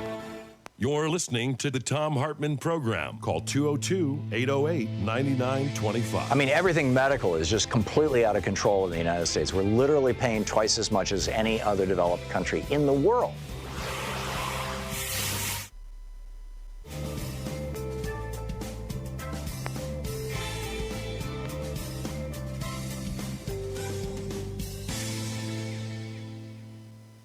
So it's officially the holiday season. It's the first weekday of December, and a great time to give a gift to Free Speech TV. Free Speech TV gives a gift to you every day. Literally, it's made possible by donors, and in the programming that they carry, and keeping a network on the air, and getting progressive voices on television here in the United States. People say, well, you've got MSNBC on the left. No, MSNBC is on the far right of the Democratic Party, and Fox is on the far right of the Republican Party. And CNN is sort of in between the far right of the Republican and the far right of the Democratic Party. But there's nobody who's actually talking to what this media landscape that I just describes as far left, but in fact is the dead center of American politics. The vast majority of Americans want Social Security strengthened, want Medicare expanded to cover everybody in the country, want free college tuition, want the environment cleaned up, et cetera, et cetera. You go through this long list, and it's not far left stuff. It is where mainstream America is at. And this network right here is the only place you're going to find that on television, which is pretty amazing when you think about it. It's kind of chilling, too, when you think about it. It certainly had a chilling effect on our democracy. But Free Speech TV really deserves your help. So give them a gift for the holidays. Call now, 877-378-8669, and make your contribution, your gift to Free Speech TV. You can sign up for ongoing contributions. Yes, take $10 a month out of off my credit card, or whatever amount works for you, or you can just make one-time gifts. We have a bunch of premiums, they call them, I guess, in the fundraising arena, that Free Speech TV is offering for this fund drive. With a $20 gift, you get a sticker that says "Gravity, the only law Trump hasn't broken." With a $50 gift, you get a Free Speech TV tote bag that says "Nobody is above the law," complete with the Free Speech TV logo and all that. With a $120 gift or a $10 a month commitment for a year, you get the T-shirt "Never Again Is Now." With a $240 gift, you can sign up for the online after class with Professor Thom. It's a virtual meet and greet where we get together for an hour on the internet. $240 or $20 a month for a year. With a $360 gift or $30 a month for a year commitment, you get the Study Up with Professor Thom book package. It's my book on guns, the hidden history of guns and the Second Amendment. My book on the Supreme Court, the hidden history of the Supreme Court, the betrayal of America. And my new book on ADHD, Hunter in a Farmer's World. And with a $1,000 gift, come here to Portland, Oregon, and which is just a marvelous town. And, hang out with us for the last hour of the show here in the studio, and we'll walk down the street and have lunch afterwards. So those are the premiums. But I think the bottom line really is that it's really an important thing to keep progressive television on the air in the United States. And not just during an election year, but I'd say it's all the more important during an election year, because people need to know, what are the actual issues? And the big networks don't talk about the actual issues. They talk about polling, horse races, and who's up and who's down and all that kind of thing. And they talk about scandal. So-and-so didn't do such a good job, or so-and-so just had somebody on their campaign quit in a huff. And, that doesn't inform us. That doesn't help us know. In fact, if anything, this constant referral to polls is driving public opinion rather than reflecting it. People are sitting around going, well, I don't know which Democratic president I should go for. Joe Biden has 31% in the polls. He's way ahead of everybody else. I guess I should jump on that horse. No pun intended. And it's not doing America any kind of service. I mean, this is not news what the polls are. The polls are always wrong. Jimmy Carter was an unknown at this point in 1980 in the polls, for example, or 1976, excuse me. So who's talking about the actual issues? Who's talking about what's actually happening in the world? The people on this network. Obviously on my show, we talk about these things, and Sonali's show, and David Pakman's show, and Amy Goodman's show, and Stephanie Miller, and there's Randy Rhodes. There's some extraordinary programming here on Free Speech TV. But it only happens, it literally only exists if you call 877-378-8669 and keep it going. It's a very difficult time. I was talking with some of the people from Free Speech TV on the phone last week, or maybe the week before, and they made the point that fundraising is really down quite a bit right now, and not just for Free Speech TV, but just across the board for politically active organizations, whether it's progressive organizations that are working on issues of gender or race or social justice or whatever it may be, everybody is struggling because there's all these politicians asking for money.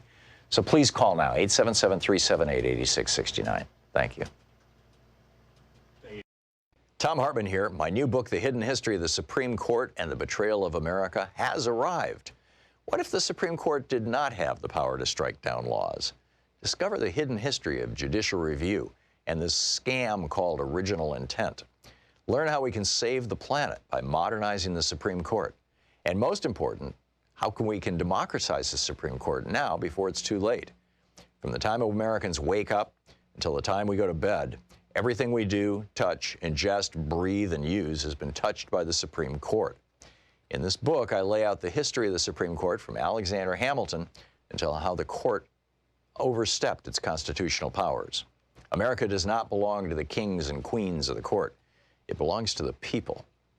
The Hidden History of the Supreme Court and the Betrayal of America is available now in fine bookstores everywhere.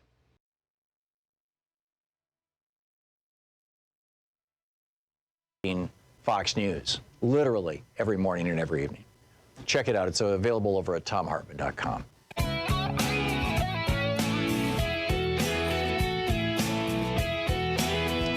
Welcome back. Thom Hartmann here with you, and just to catch up on a few other things. By the way, our new science podcast is out. It's called Science Revolution with Thom Hartmann, and you can find it wherever you get your podcasts. And I think you'll like it. We do one a week. Google and YouTube, and well, YouTube is owned by Google, so I guess this is all Google. But Google and YouTube have pulled hundreds of Donald Trump re-election ads off their platforms because they're filled with lies. Facebook, on the other hand, and Mark Zuckerberg is still defending this, Facebook is saying, we'll run those ads, no problem. Ads by Donald Trump that say that, Joe Biden was trying to fire a prosecutor in Ukraine because his son was working for this corrupt oil company. That was not the case. In fact, that's the exact opposite of actually what happened. But Zuckerberg says, no problem. Brazil and Argentina, Trump is talking about raising steel tariffs to both these countries. Apparently, he's unhappy that they're selling soybeans and other agricultural products to China because China is, it's just this whole mess, that Trump has created by doing tariffs, by doing trade policy by fiat, by executive order, instead of by legislative effect, and it's just remarkable. And well, we'll get into the whole thing with global warming in the next hour. There's some really scary stuff there, or interesting, important stuff. And then my question from the very beginning of this hour, I think this experience of being dumped and not seeing it coming is universal. I'm arguing that the Democratic Party needs to look back and say, why did we start losing elections after the '92 election? Why have, the last 6 presidents, only 2 of them been Democrats?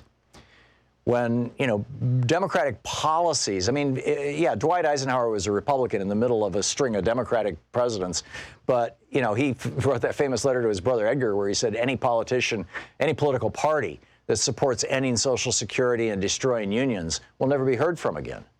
Eisenhower actually continued the New Deal and expanded it in some ways and bragged about it in his reelection in 1956. The core of his reelection ads was that he had expanded the number of people who were eligible for Social Security, and he had increased Social Security benefits.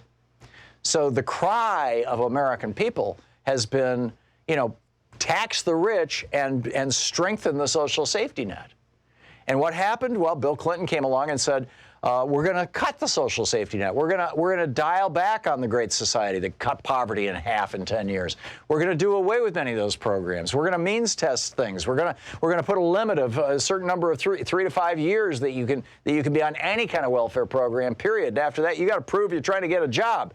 Or that you have a job. And the fact of the matter is, when Clinton did that, the economy was really roaring along. That was the back end of the dot-com bubble. But it was a bubble. and a burst in 2000, and suddenly there were people who actually needed help and couldn't get it because Clinton had cut the programs. And Clinton, like I said, doubled down on trade. People have been protesting, Democrats have been protesting against these neoliberal policies that, you know, Clinton basically picked up Reagan's policies and said, we're going to keep doing what Reagan was doing, only with a smiley face. And so did President Obama, for that matter. We've had 2 Democratic presidents in all these years, in these last 40 years, and neither one of them said, wait a minute, we're going to repudiate Reaganism. We're going to go back to the economic system that we had under the New Deal and the Great Society from 1933 to 1980. We're going to go back to those policies. Democrats are not saying that until now, in this election cycle. And we have, you know, a whole spectrum of candidates, even the so-called moderate candidates like Kamala Harris and Pete Buttigieg. You know, I disagree with them on some of their policy prescriptions. I think that they don't go far enough, but they're way more progressive than what we were hearing just 4 years ago out of the Clinton campaign. I mean, this is like good, healthy stuff that's happening in our party.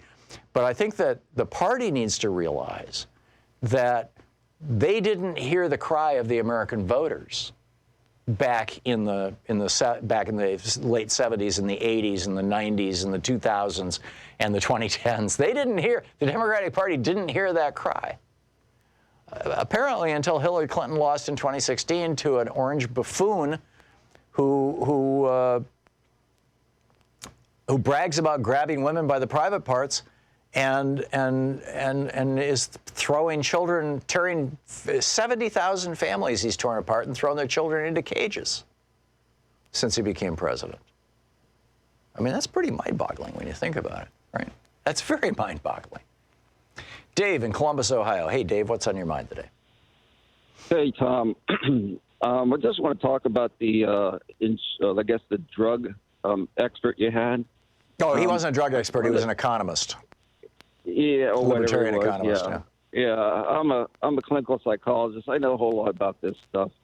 But first, with like the one person you already talked about, it's not a free market, right? Because they have to get a prescriber to prescribe, et cetera. The second is, well, the pharmaceutical companies will not produce new drugs because of profit, et cetera. Right. And you know about taxes. Well, a company takes their research and design costs right from their gross. Essentially, the profits is already past research. And right. Those are deductible expenses, R&D. Right. Yeah. No one talks about that. And that two other things is the FDA in the last maybe 25 years or so. It used to be that your new drug has to be better than an existing drug. Now it just has to be better than placebo. Whoa. So they can develop a, quote, new version of an old drug that is less effective than the old drug and bring it to market and advertise it like crazy and people will buy it. Well, no, not that. They could get a brand new drug, say like antidepressants, say like Zoloft or something, right? Right. And then they want to put up like, say, Paxil.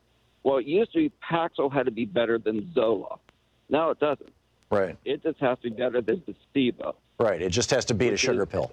Yeah, I got it. Exactly. Dave, I agree with you on all those points. I'm curious what you think of my, as a psychologist, I'm curious what you think of my taking Diane Vaughn's uncoupling theory and model and applying it to politics. I don't know what that model is. Tell me, and I'll do it. Oh, it's that in an intimate relationship, typically when a relationship dissolves or starts breaking down very quickly, one partner announces that they're leaving and the other partner is blindsided.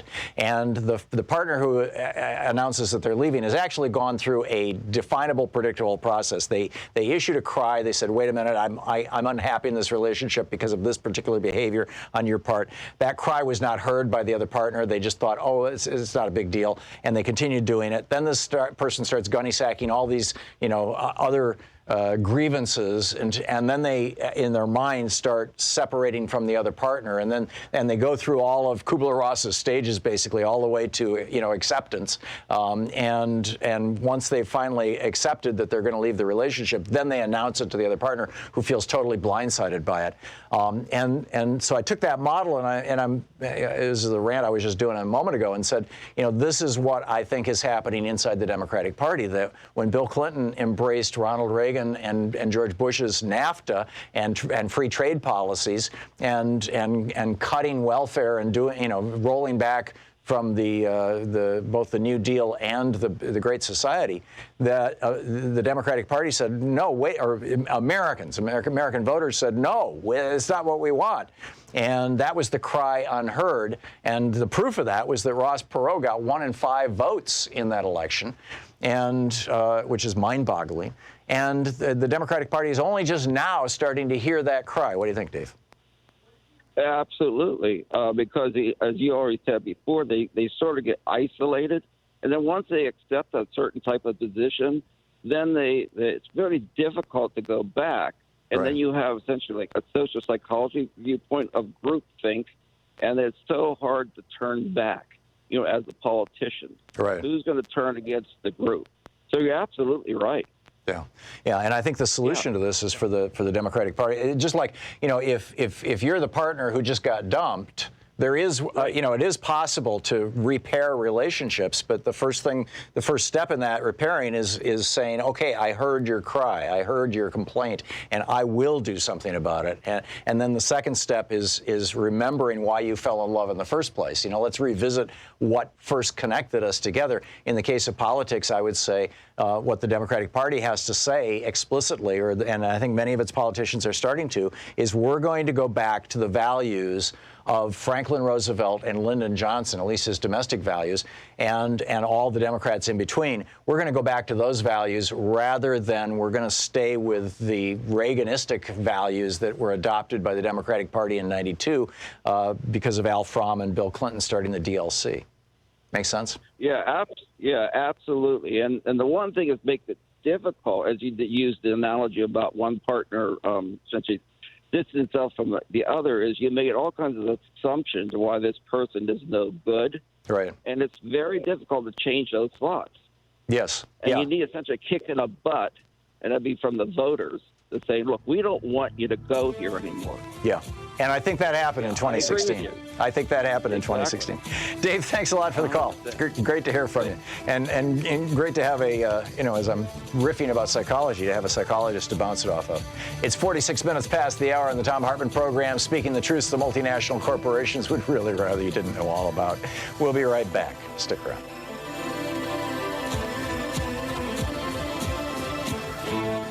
You're listening to Thom Hartmann. Visit ThomHartmann.com for audio and video archives. Back with your calls in just a moment. It's 46 minutes past the hour.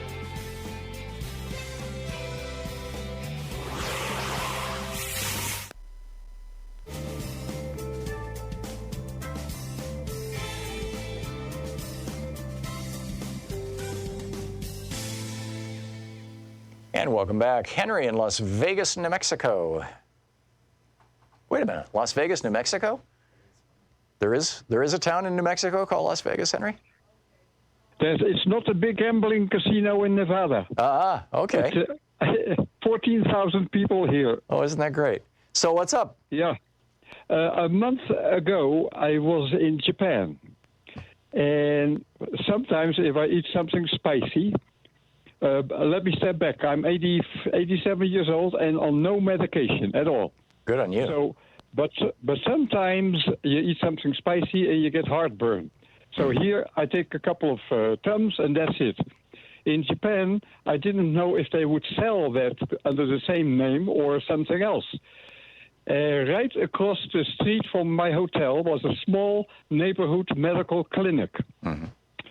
So I walked over, found a doctor there who was specializing in that field. And I do speak Japanese, but I told the receptionist that medical terms were beyond that. Mm-hmm. She said, don't worry, because he has been in the States for 4 years. Uh-huh. So I was lucky there. And when I was called into his office, he did a diagnostic interview. Do you smoke, alcohol, etc., etc.? And it went on. And then at the end, he said, I will give you a prescription that you only would need if you have a real dire emergency. So don't use it just without any need. I said, okay, thank you very much.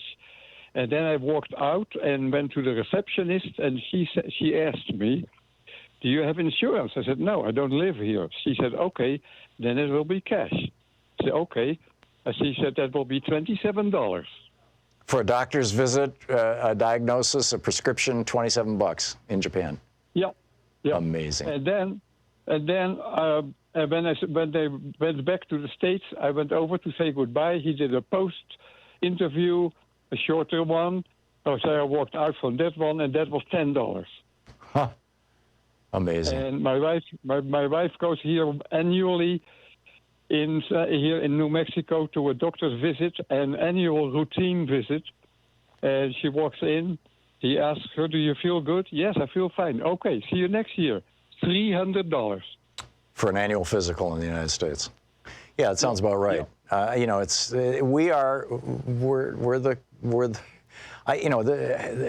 don't want to disparage idiots. I realize, when I say this, that people like Donald Trump Jr. are probably offended, but we are the nation's village idiots. I mean, we've got the dunce cap on.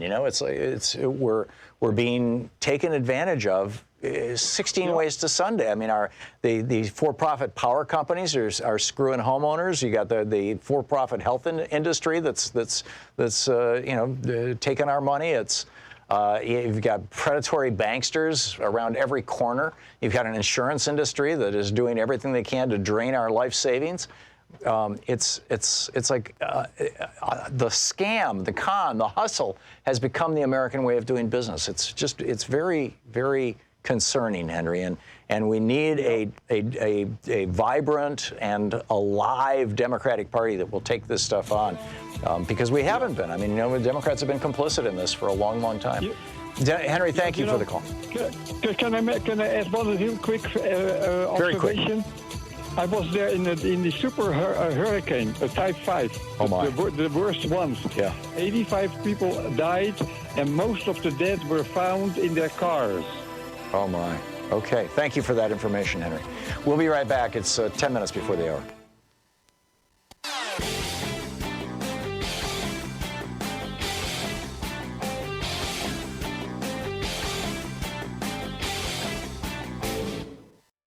Thom Hartmann here. My new book, The Hidden History of the Supreme Court and the Betrayal of America, has arrived.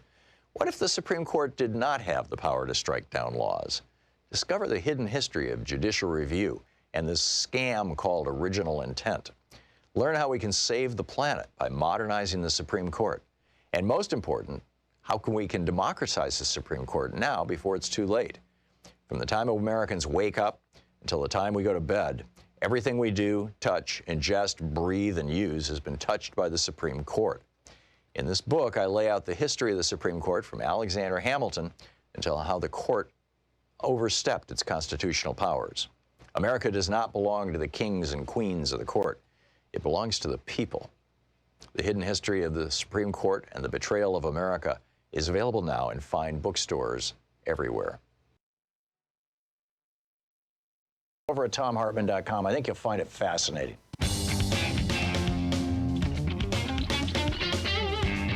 Oh, welcome back. Rob in Waconia, Minnesota. Am I saying it right, Rob? Waconia, Minnesota, yeah. Waconia, okay. Hey, what's up?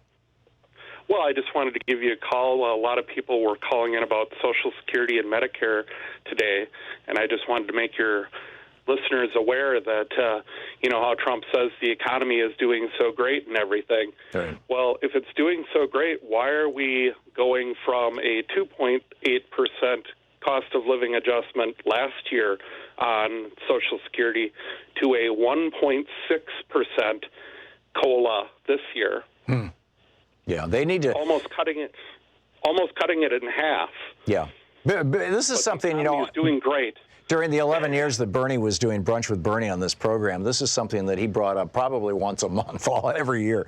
And that is that the cost of living adjustments, the COLAs that are on Social Security, are based on a more general inflation index that includes things like as computers get cheaper, as computer technology advances, computers increase their power and reduce their costs, TVs increase their power, reduce their costs. As so many of these things get cheaper and cheaper and cheaper, that price is, or that whatever you want to call that deflation is factored into the cost of living that is used to calculate for Social Security. But they don't factor in things like prescription drugs and food prices and housing prices, that are but in particular the health expense costs that are huge for seniors.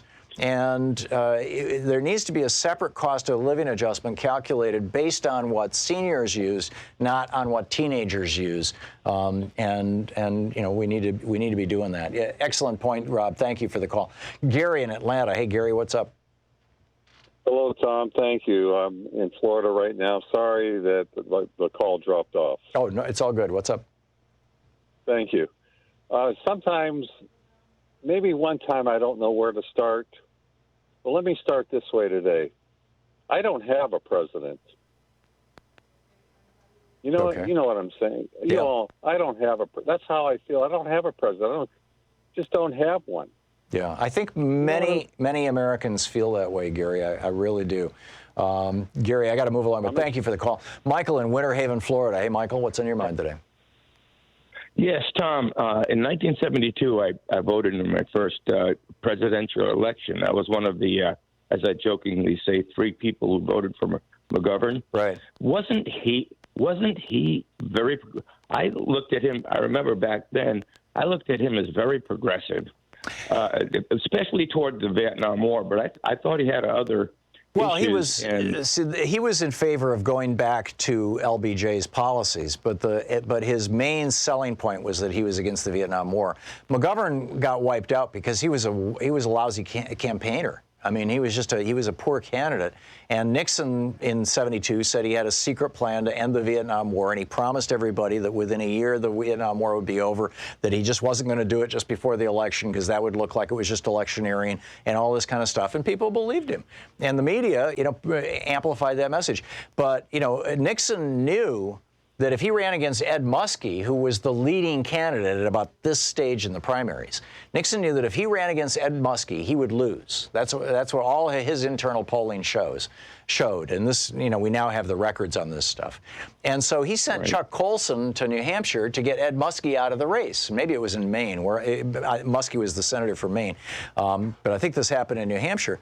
And, the story is that Chuck Colson put LSD in his coffee. Now, I think Colson has come out and said, I didn't put LSD in his coffee, but I did go there to help take him down. And, they launched this attack, not on Muskie, but on Muskie's wife in order to provoke Muskie. So he's given this speech in the snow and he starts crying about his wife. He gets really, really upset about this attack on her, which was exactly what they wanted. So they knocked Muskie out in the primary so that they could go against McGovern because they knew that McGovern was a weak candidate. He was not a strong campaigner. So that was. And Eagle didn't help either. Oh, and Eagleton, yeah, Eagleton thing. Yeah, his first vice presidential pick, McGovern's, was a guy who it came out in the middle of the campaign, had electroshock therapy for depression, and and this was around the time that the movie Cuckoo's Nest came out. So that was the end of that, Michael. My point is, it wasn't because. McGovern didn't lose because he was a progressive. He lost because Nixon ran a good campaign and because Nixon was lying and because of a whole bunch of other factors. It wasn't being a progressive. As much as, so many institutional Democrats will say, oh, it's because he was a progressive. It wasn't. Thank you, Michael. You're listening to Thom Hartmann.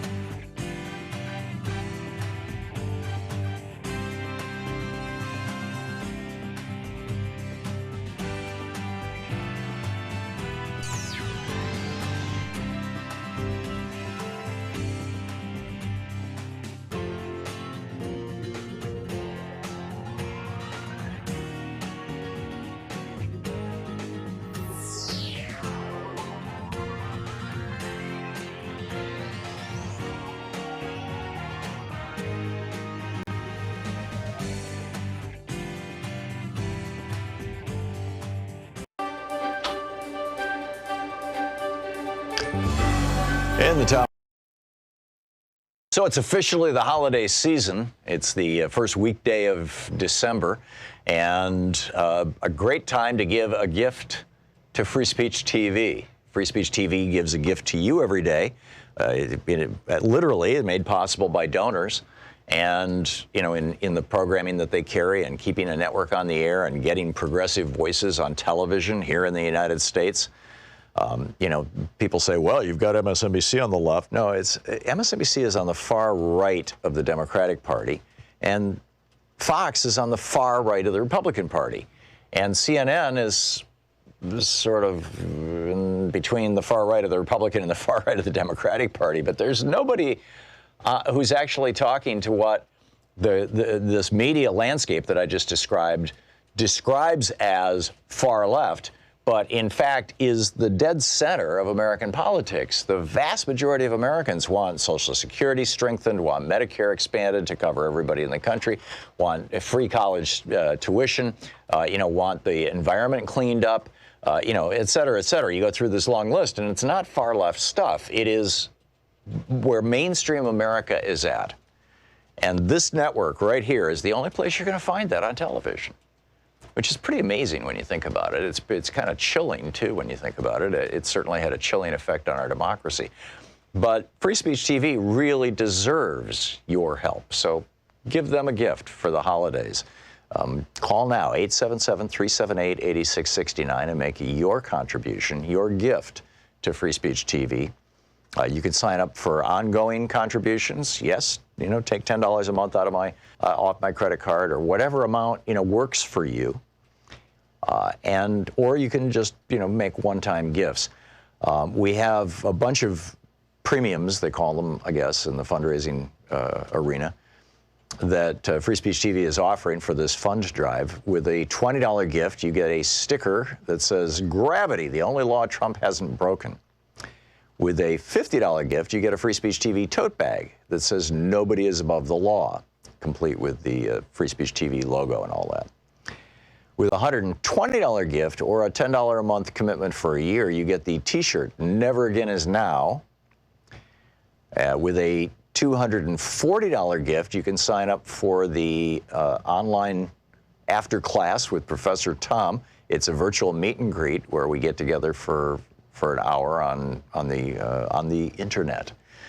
$240 or $20 a month for a year.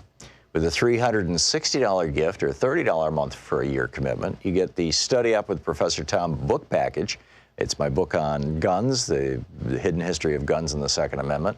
My book on the Supreme Court, the hidden history of the Supreme Court, the betrayal of America. And my new book on ADHD, Hunter in a Farmer's World. And with a $1,000 gift, come here to Portland, Oregon, and which is just a marvelous town. And you know, hang out with us for the last hour of the show here in the studio, and we'll walk down the street and have lunch afterwards. So those are the premiums. But I think the bottom line really is that it's really an important thing to keep progressive television on the air in the United States. And not just during an election year, but I'd say it's all the more important during an election year, because people need to know, you know, what are the actual issues. And the big networks don't talk about the actual issues. They talk about polling, horse races, and who's up and who's down and all that kind of thing. And they talk about scandal. You know, oh, you know, so-and-so didn't do such a good job, or so-and-so just had somebody on their campaign quit in a huff. And, you know, that doesn't inform us. That doesn't help us know. In fact, if anything, this constant referral to polls is driving public opinion rather than reflecting it.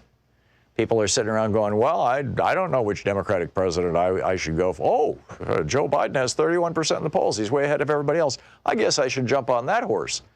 You know, no pun intended. And it's not doing America any kind of service. I mean, this is not news what the polls are. The polls are always wrong. You know, Jimmy Carter was an unknown at this point in 1980 in the polls, for example, or 1976, excuse me.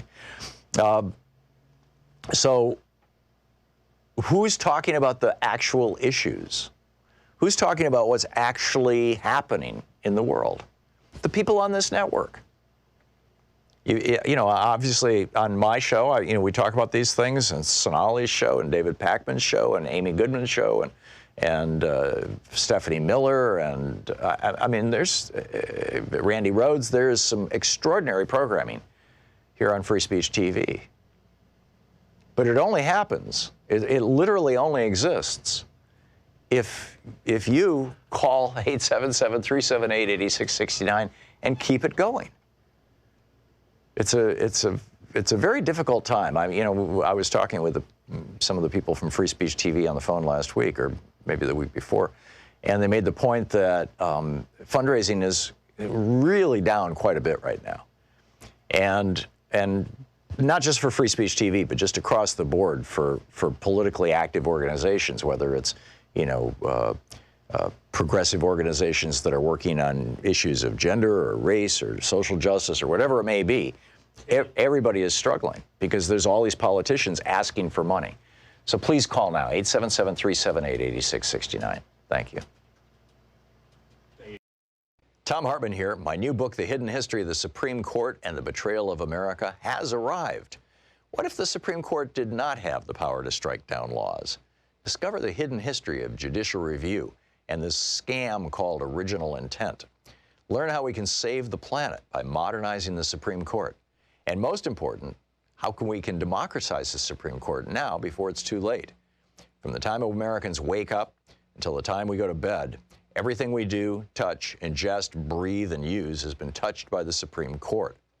In this book, I lay out the history of the Supreme Court from Alexander Hamilton until how the court overstepped its constitutional powers. America does not belong to the kings and queens of the court. It belongs to the people. The Hidden History of the Supreme Court and the Betrayal of America is available now in fine bookstores everywhere. Want to connect with the show online? You can find the Thom Hartmann Program on Facebook, Twitter, and Instagram.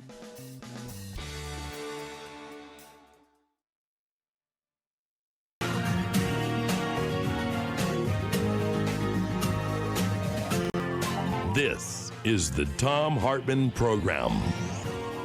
And welcome back. On the line with us is our old buddy Medea Benjamin, activist, co-founder of Code Pink and Global Exchange, author of multiple books. Her latest, Kingdom of the Unjust, Behind the U.S.-Saudi Connection. CodePink.org, of course, the website, and globalexchange.org. And you can tweet her at Medea Benjamin. Medea, welcome back to the program. Hello? Yeah, hi. Hey.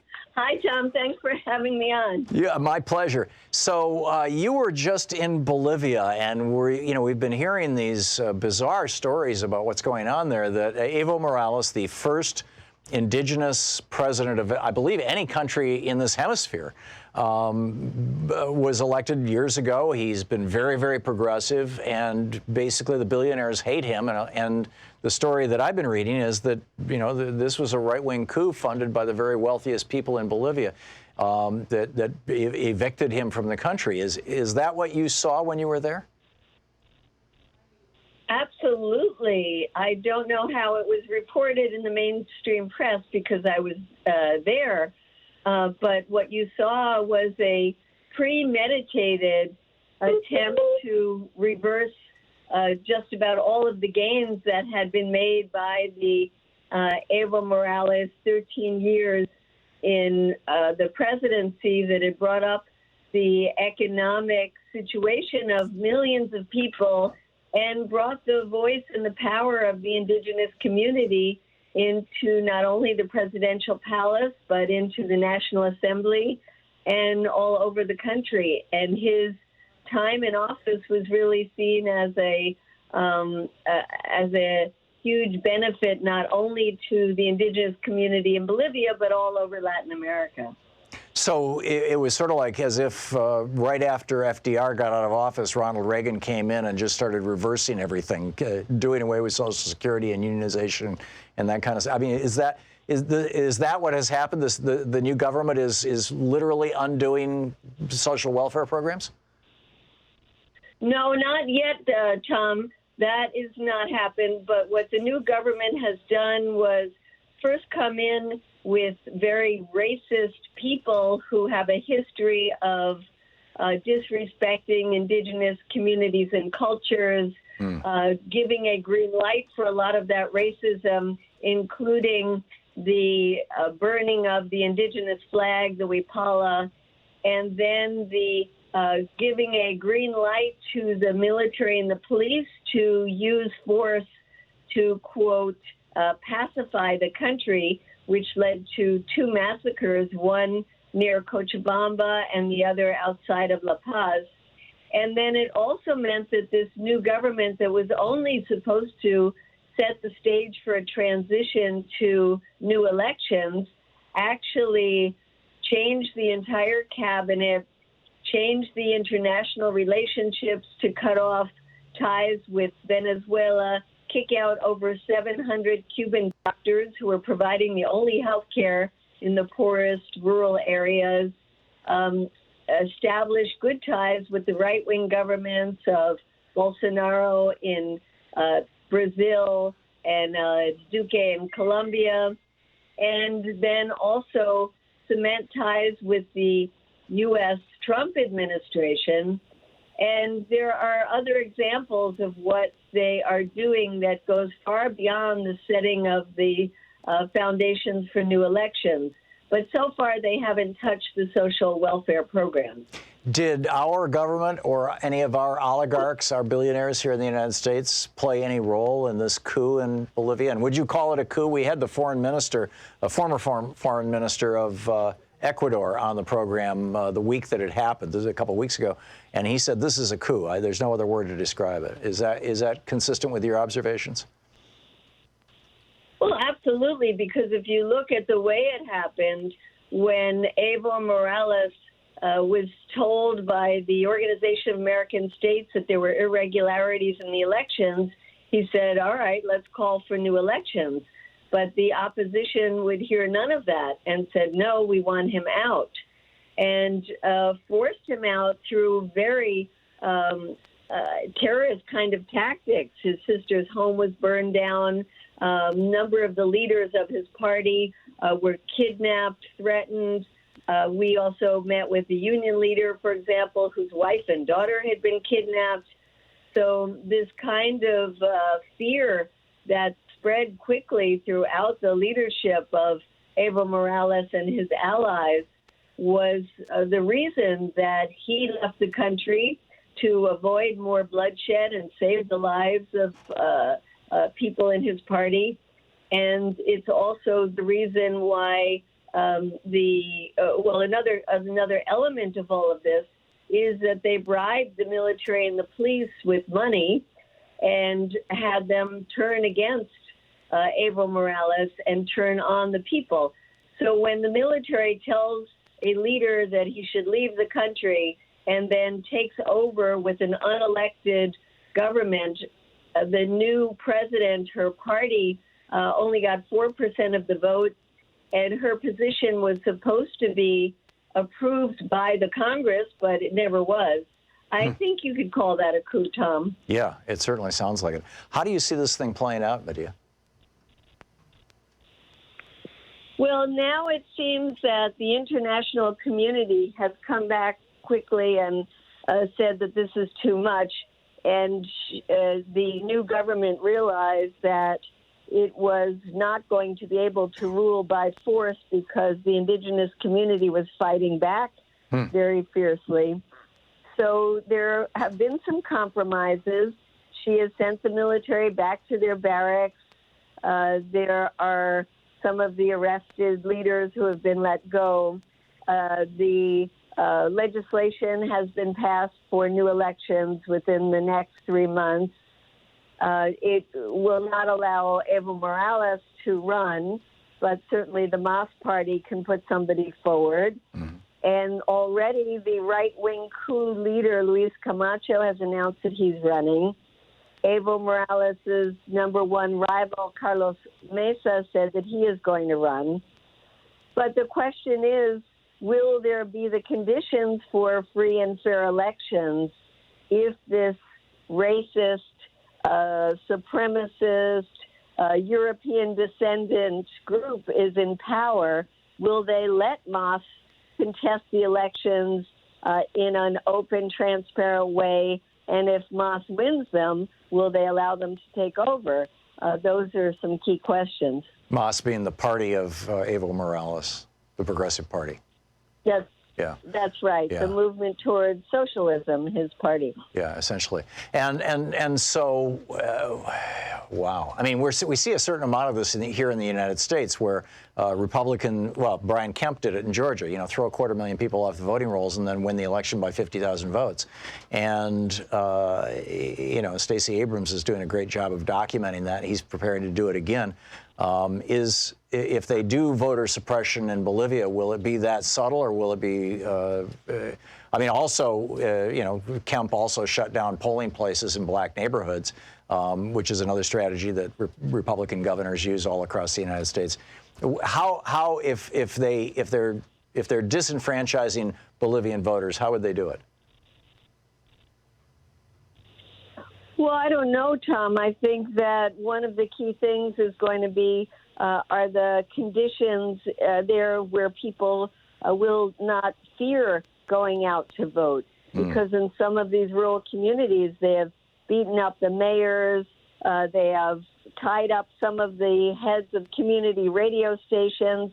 And that's an important thing to talk about, Tom. We haven't talked about the role of the media. Mm-hmm. And it is just remarkable to see how quickly, literally in the course of a week, how this coup government took over the state-run TV, canceled, took off the air, community-run radio stations, took over the print media, and it turned into a real propaganda press. And so what people have been hearing is that these massacres were not done by the military. They were just clashes between these violent protesters. And they talk about Evo and his party, Mas, as being narco-traffickers. They have really rewritten the history of the last 14 years, and they are only giving the side of the coup leaders. So can you call that free and fair elections? Yeah. So there's that issue. There's the fear factor. Who knows? Yeah, it's amazing. Medea, thank you so much. Medea Benjamin with codepink.org. Medea, thanks so much for dropping by today and sharing your observations with us from your actual being on the ground and on your trip down there. Thank you. Thank you. Bye, Tom. Great talking with you. We'll be right back.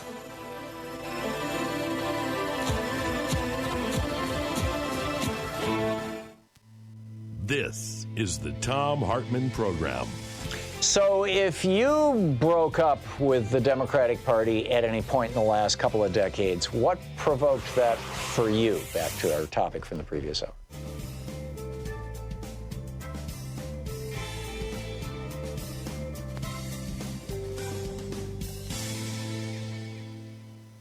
And welcome back, Philip in Colton, Oregon. Hey, Philip, what's on your mind today?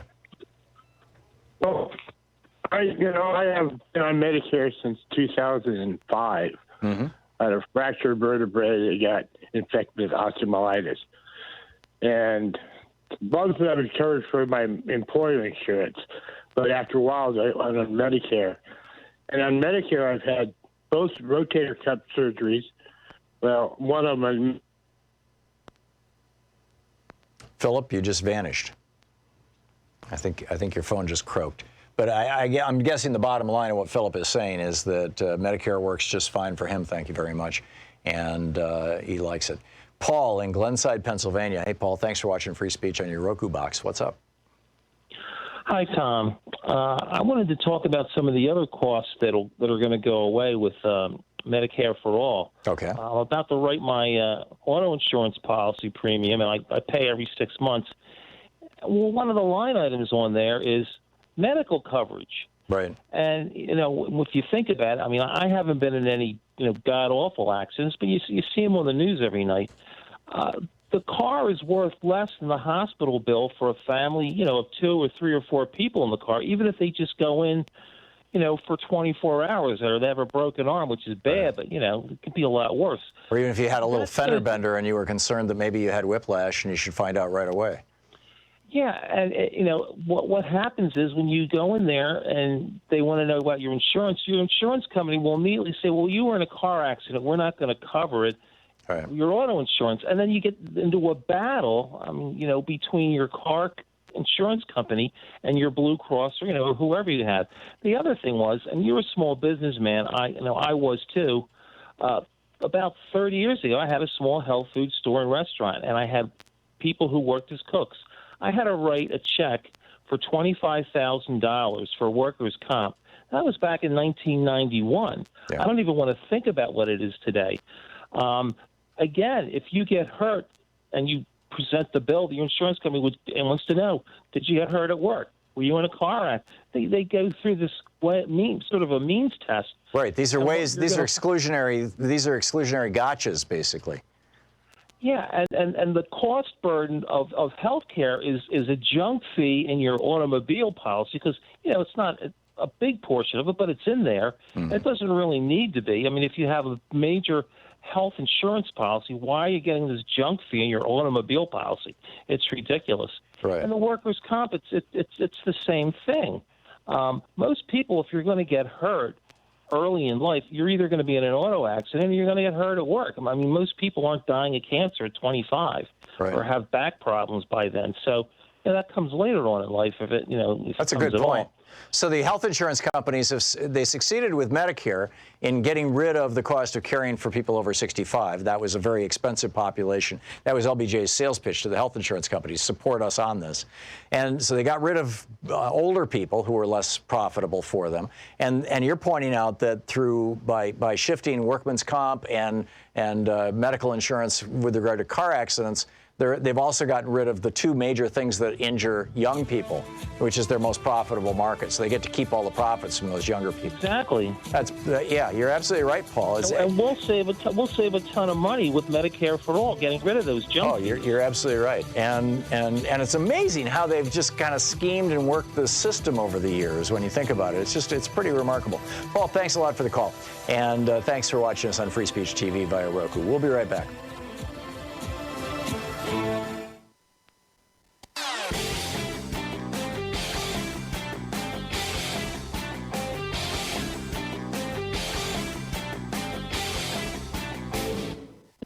Thom Hartmann here. My new book, The Hidden History of the Supreme Court and the Betrayal of America, has arrived.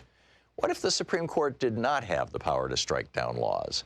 Discover the hidden history of judicial review and this scam called original intent. Learn how we can save the planet by modernizing the Supreme Court. And most important, how we can democratize the Supreme Court now before it's too late. From the time Americans wake up until the time we go to bed, everything we do, touch, ingest, breathe, and use has been touched by the Supreme Court. In this book, I lay out the history of the Supreme Court from Alexander Hamilton until how the court overstepped its constitutional powers. America does not belong to the kings and queens of the court. It belongs to the people. The Hidden History of the Supreme Court and the Betrayal of America is available now in fine bookstores everywhere. Members of, supporters of our program.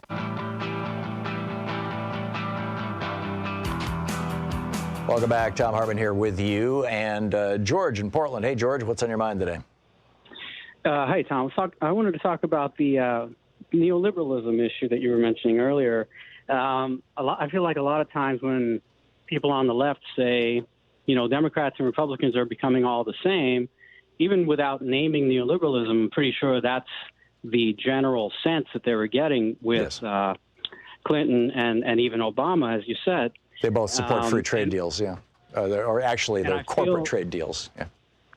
And I'm feeling that Bernie Sanders is the one that sort of shifted that paradigm by, again, maybe not calling them out specifically like you did on the air a little bit ago, but waking a lot of people up to that and having people think about it and research it and understand it a little bit more. Mm-hmm. And the next question is, how do we fight it? I mean, do we really believe that Buttigieg, Kamala Harris really are the right type of people to help us fight it, help us get rid of it? Yeah.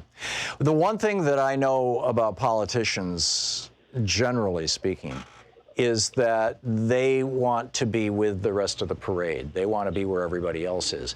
Now, that, you know, you could arguably say that was the case in American politics for the first 200 years of our existence, but over the last 40 years, that has changed. When the Supreme Court legalized bribery of politicians in 76 and 78 with the Buckley and First National Bank decisions, and then doubled down on it with Citizens United, and then more recently with McDonnell, the Virginia governor, who took over $100,000 in bribes from a guy who owned a over-the-counter drug company. It wasn't prescription drugs; they were stuff you could buy in a drugs, over-the-counter health food stores and things. The governor actually endorsed this for this guy in a TV ad and took $100,000 in bribes for it, and was convicted. Bob McDonnell was convicted in the Virginia court system, and he appealed all the way up to the Supreme Court, and the Supreme Court said, no, that's fine, you can bribe politicians.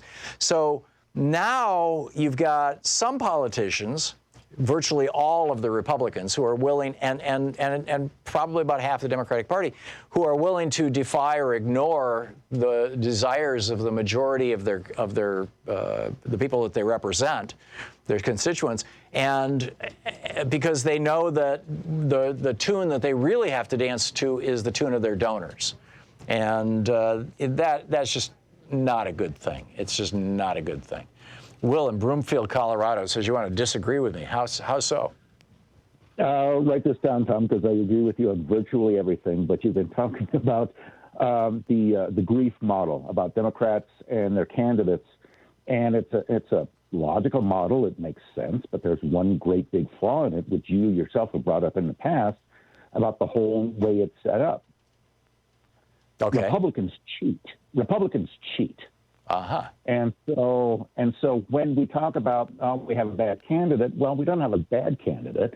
Hillary Clinton won the popular vote by 3 million votes. John Kerry was a strong candidate. They both had great credentials, but they were dealing with opposition candidates who kept screaming at them, have you stopped beating your wife? You yourself have said the Republicans haven't legitimately won a presidential election since Dwight Eisenhower. Yeah. Since 1956. And so the whole notion of, we're dealing with grief of a bad candidate, you're not taking into account, or at least you're not publicly taking into account, the fact that Grandpa was poisoned by Uncle Joe in the MAGA hat. Yes. And that affects, your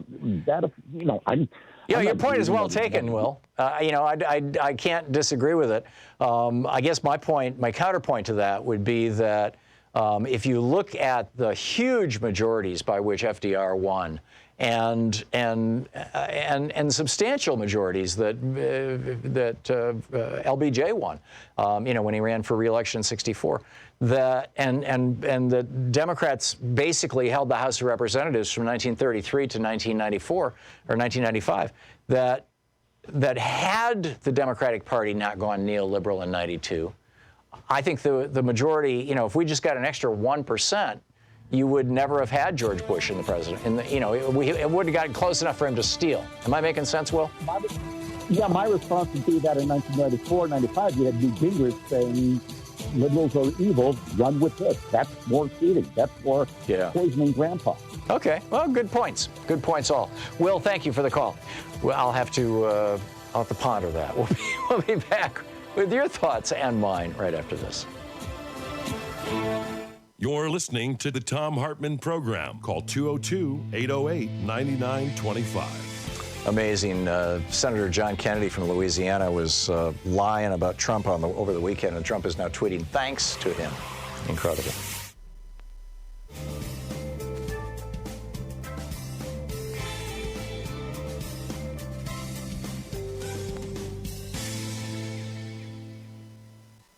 So it's officially the holiday season. It's the first weekday of December, and a great time to give a gift to Free Speech TV. Free Speech TV gives a gift to you every day.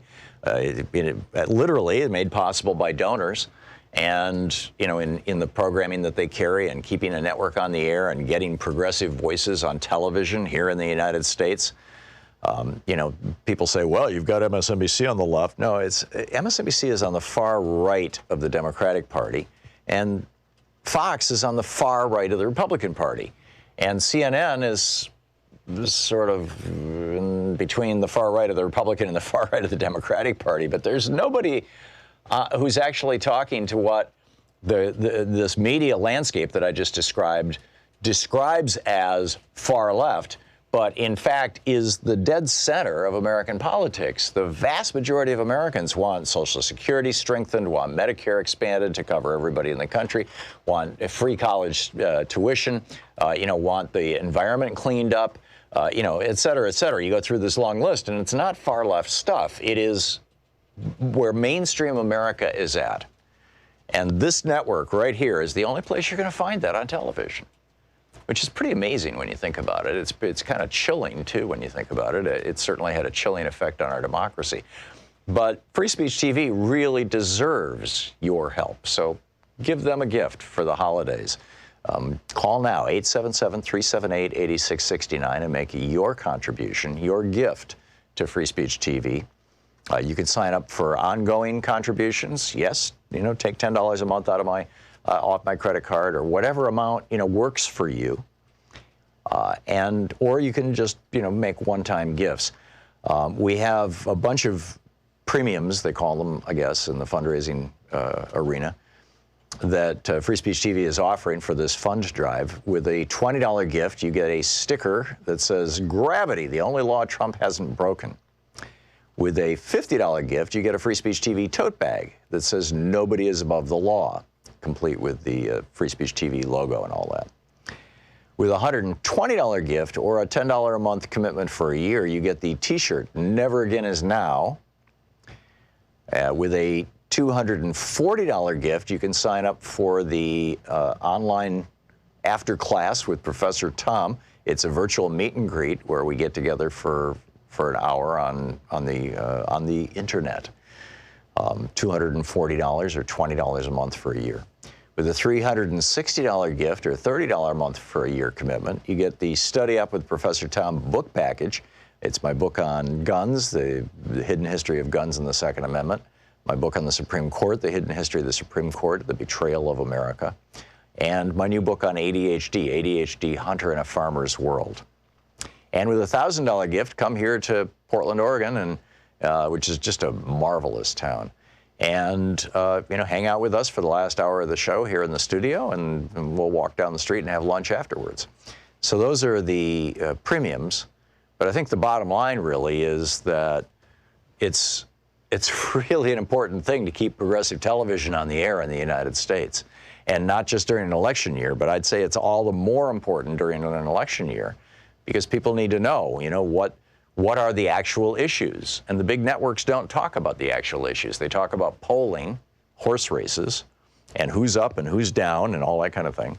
And they talk about scandal. So-and-so didn't do such a good job, or so-and-so just had somebody on their campaign quit in a huff. And, that doesn't inform us. That doesn't help us know. In fact, if anything, this constant referral to polls is driving public opinion rather than reflecting it. People are sitting around going, well, I don't know which Democratic president I should go for.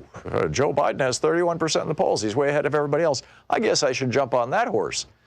No pun intended. And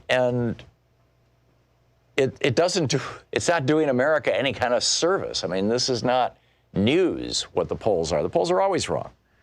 Jimmy Carter was an unknown at this point in 1980 in the polls, for example, or 1976, excuse me.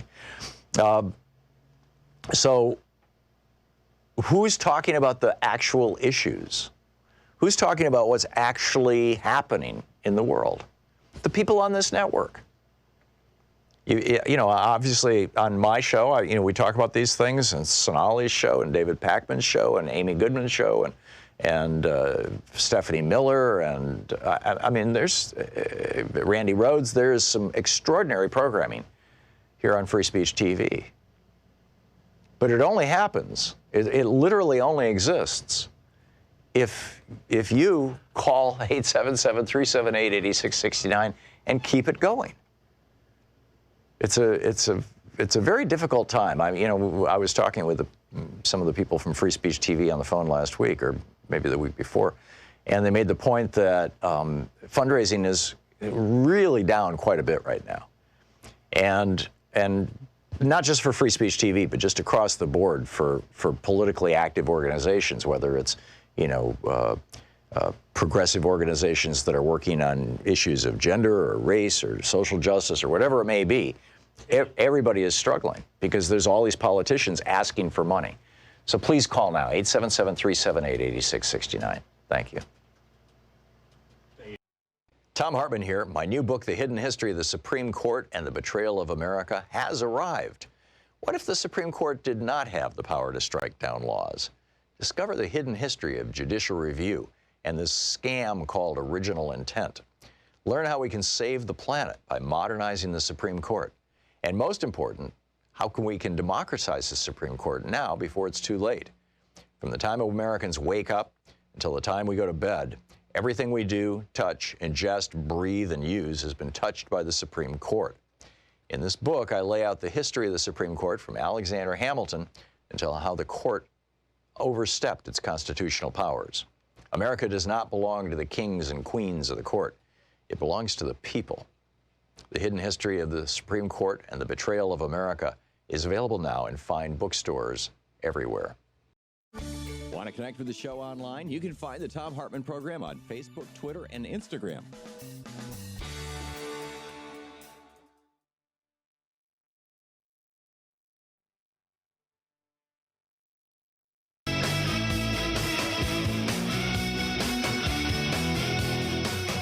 So 2 big reports have come out in the last couple of weeks that you really need to know about this. I mean, this is big stuff.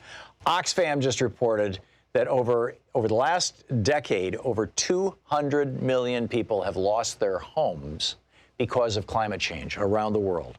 That's somebody becoming homeless because of climate change every 2 seconds for the last 10 years, which is mind-boggling. All because over the last 40, 50 years, the fossil fuel industry has not only lied to us about what they knew about climate change and how their products were causing it, but even funded other organizations to lie to us about this, and they continue to. And then the second report, last week the United Nations released a report saying that the meeting going on in Spain now, that if we don't start to significantly reduce carbon emissions went up last year planet-wide, they need to be going down. If we don't start moving them in the downward direction and soon, there's going to be a massive climate catastrophe. Extinction events, typically take tens of thousands of years. If you were alive at the beginning of the Permian mass extinction, the great die-off 250 million years ago, you might have noticed, a glow on the horizon where the volcanoes were spewing gases in Siberia. But beyond that, life is good. It takes thousands of years for extinctions to really get underway and for really big climate change to happen. Not so now. We are seeing in a couple of hundred years, I mean, this is measurable back to 1850, we are seeing the kinds of changes in climate that typically take thousands of years when there is an extinction event. There have been 5 of them in the history of this planet.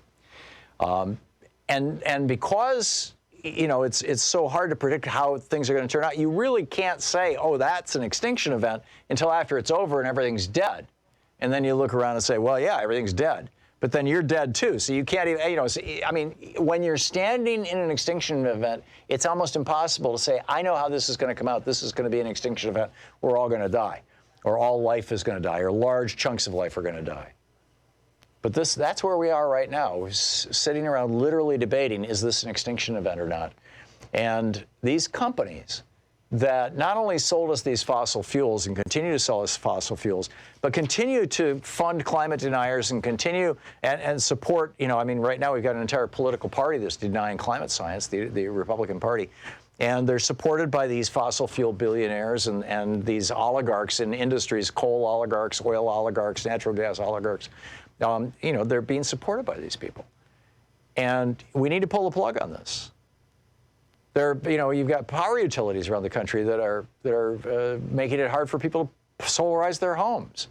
Pull the plug, terrible metaphor, or maybe it's a pun or whatever, but we need to be holding these companies to account. They are destroying our earth. They are destroying our environment. for short-term profits. And that's just wrong, period. Joy in North Fork Valley, Colorado. Hey, Joy, what's on your mind? Hi, Tom. Well, regarding parties. Political parties, yeah. Republican, Democrat, Independent, Green. I would always register as a Green, but then I would not be allowed to vote in the primary, in the Democratic primary, and so I would have to turn back and re-register as a Democrat in order to be able to vote in the primary. Right, because you live in Colorado, which is a closed primary state. Actually, I'm talking about New York and California. Okay. And other, yeah. I just assumed Colorado was, because that's where you're calling from, and you're talking about personal experience. But I don't have a list, so I don't know. But, yeah. Anyway, but personally, I think we should get rid of parties, and then people would have to actually have to pay attention to what the people running believe and say and do, instead of just saying, "Oh, I'm a Republican. Oh, I believe this. Oh, I'm a Democrat. Therefore, I think, or I don't." If we would have to actually think for ourselves and listen, maybe we would have a better class of candidates running. Well, James Madison completely agreed with you. I mean, you read Federalist Number 10. This was published in the summer of 1787 or 1788. And, Federalist Number 10 is a whole rant about factions and political parties, basically saying don't do it. But then, of course, within 15 years after that, James Madison had become a Democratic Republican. he joined the Democratic Party. So I understand your sentiment. I think that the main thing that we need to do is reduce the power that political parties have over our political system, and you do that with ranked choice voting, with instant runoff voting. And that way you can have a whole spectrum of people from a variety of political parties competing in elections. And it's one of the reasons why both the Republican and Democratic Party have been fighting it. And it's one of the reasons why, wherever it's gone into place, over 300 communities now in the United States, it's been championed by third parties, typically the Green Party, or by independents. And, exactly. Yeah. Yeah, and then we actually have the hope of a voice. I've been advocating for that for many, many years. And, of course, if we had that, then Ralph Nader might have been president. Well, I doubt Ralph would have got enough votes to be president, but he would have had a large enough presence. And he might have had a bunch of, because Ralph was the standard bearer for the Green Party at that time, and he might have picked up House seats, he might have picked up Senate seats, he might have picked up a lot of local seats. I mean, ranked choice voting is a good thing. Joy, there you go. Joy, thank you very much for the call. It's good to hear from you. Kathy in Tacoma, Washington. Hey, Kathy, what's up? Hey, Tom. Thanks for taking the call. Sure. I picked up the phone when you were asking for Democrats, former Democrats that have switched. So I'm now, I would say, a Democratic socialist, absolutely. Mm-hmm. But I knocked doors in 2016 for Hillary. I was then subsequently after that told by people that were actually delegates what actually happened at the convention, but and so that and policy as well, and just a focus on the people that are really hurting. And we have 2 blocks away from here 100 people sleeping in tents right in front of Tacoma Housing Authority. Wow. And it was 25 degrees too. Yeah. But great citizens are coming out and bringing food and things like that. But this city needs to do something different. And instead they keep just this amazing number of new, almost every meeting, 2 or 3 new apartment complexes, that are at least $1,000 a month. Yeah. And nobody can afford that. And even people working minimum wage can't. But the real reason is greenwashing of the Democrats. I'm very concerned about climate, with this LNG plant here and the fracking and everything, which I think is causing this accelerated thing. But again, because of all the censorship and the ownership of the media and the politicians by the fossil fuel industry, none of this is getting out. Yeah. And it's just the Global Youth Climate Strike, I hope, is the time when it's mass action. That's December the 6th. But in Tacoma, that'll be at the Toffelson Square across from the Tacoma Art Museum at noon on December the 6th. And we also need people to come to the city council meeting on the 10th to stand with the Sunrise Movement, who are demanding that the city declare a climate emergency. And that request is still going on, from demanding the protectors for the Salish Sea, and allied with all the major environmental groups have been demanding that. That's have great. been occupying That's great. Olympia and demanding, that Governor Inslee declare a climate emergency. Got it. And we need more of that, Kathy. Thank you very much for the call. I think one of the points that Kathy made, Nate and his partner were out for Thanksgiving and feeding the homeless. Franklin Roosevelt in 1944 proposed to end homelessness in the United States, just to end it. He said that, his second Bill of Rights proposal, and of course he died later that year, or early the next year, I forget which, but within a year he was dead. But with his second Bill of Rights proposal, he said that housing should be a right, not a privilege in the United States. In other words, something that is guaranteed by the government, rather than something that you just get out there in the free market. And to this day, I'm not hearing Democrats say that that should be the case. LBJ believed that.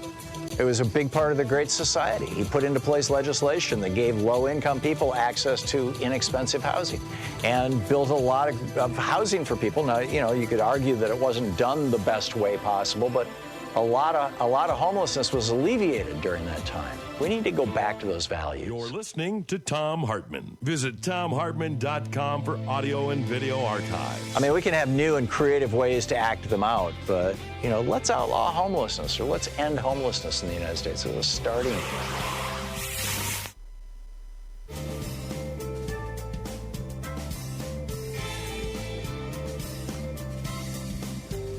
It is longer than human history. Human history only goes back a couple 100,000 years. Welcome back.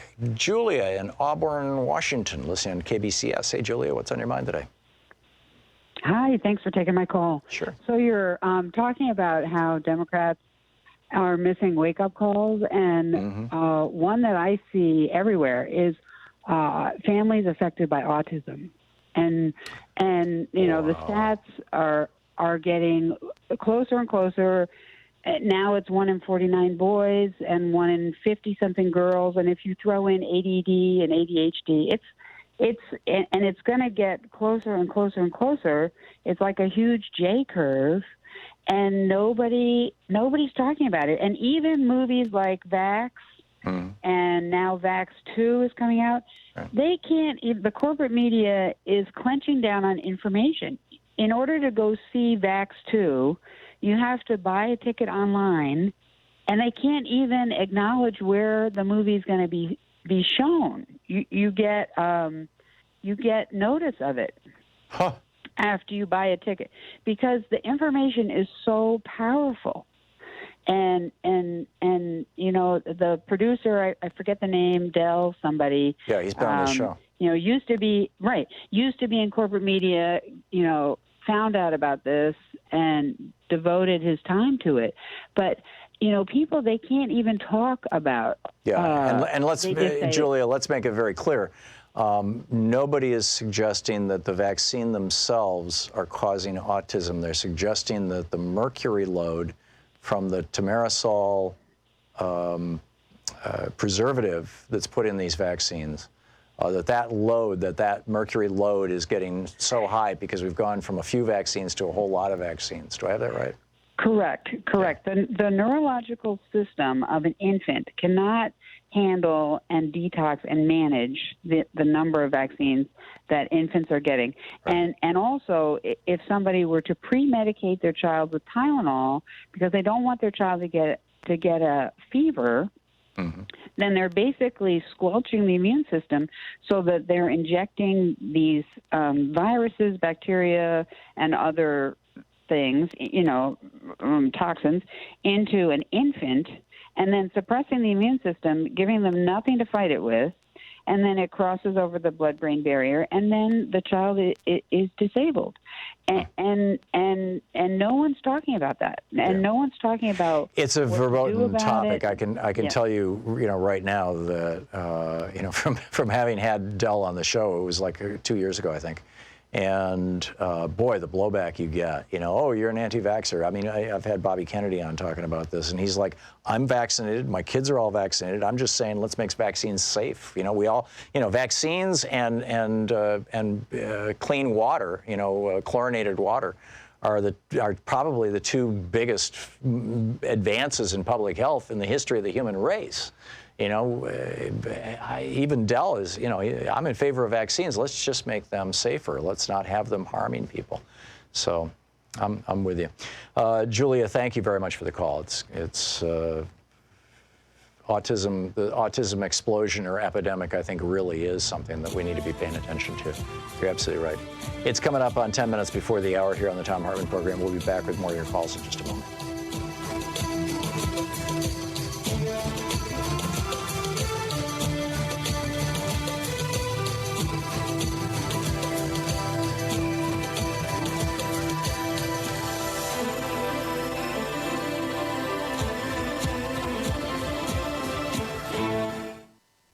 Thom Hartmann here. My new book, The Hidden History of the Supreme Court and the Betrayal of America, has arrived.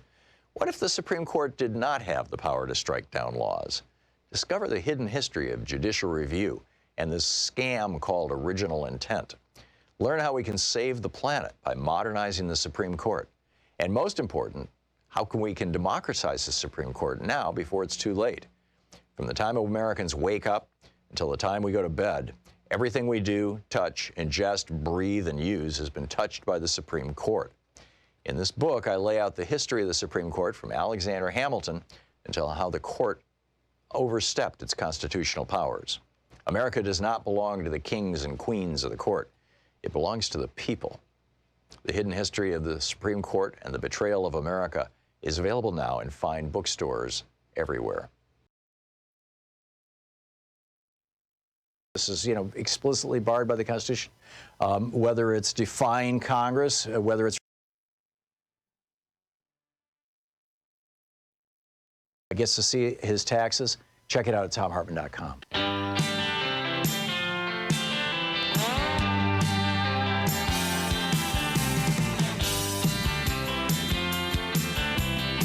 And welcome back. Thom Hartmann here with you. Gordon in Oil City, Pennsylvania. Hey, Gordon, what's on your mind? Hello? Hey, you're on. Hi, Tom. Yeah, thanks for taking my call. Can you hear me? Yeah, just fine. Okay. All right, I'm a climate change skeptic, and I don't expect you to give me an inch on the air, but I just want you to consider that even if all of these things that the climate believers are true, you still have to consider the whale and the goldfish bowl, which is the military's use of. I'm sorry, Gordon, your phone is getting badly distorted. If all these things are true, you still have to consider what? You have to consider that the military is the biggest consumer of fossil fuels on the planet. Right. Yeah, no. There simply isn't.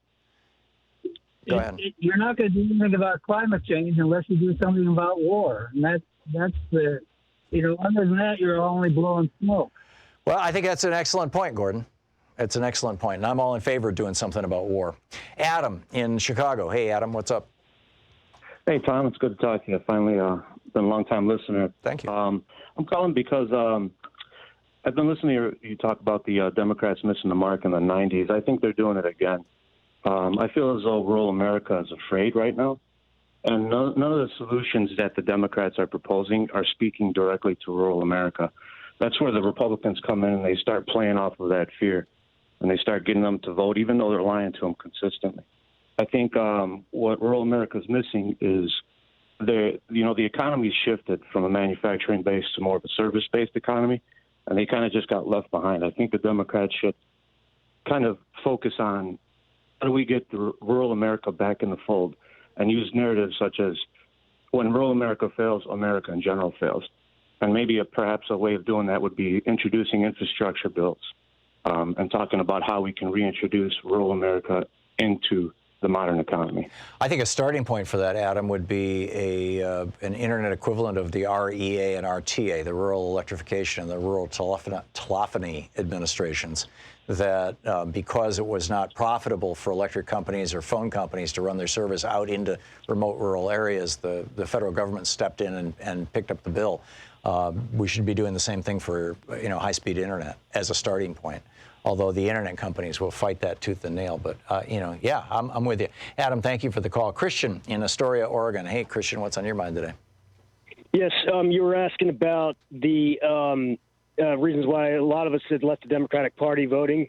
And I'm a registered independent. I have been for a number of years Well, and now. what would bring you back to the party is my big question. I'm hard-pressed on that, but I'm thinking I'm wanting Tulsi Gabbard, actually. From what I've seen so far, but the main thing is to be not bought off and to consider our Constitution as far as the way it was originally intended. I understand about the Second Amendment and all that needs to be amended again and things like that, but as far as our common defense, but not to be overbearing about war and to be just bringing back the blue-collar core that used to be, that kept people like black folks and white folks and Spanish folks where there was like real industry. I don't want there to be the more we make, the more they take. Yeah, well, So, and that's it's more about I'm more of kind of a centrist. I have conservative as well as liberal, as a lot of people do, and I care deeply about this country because of our role for the rest of the planet. I don't have kids, but I care about my nieces and my nephew, and I don't want there to be $1 billion deficit for them to have to pay for.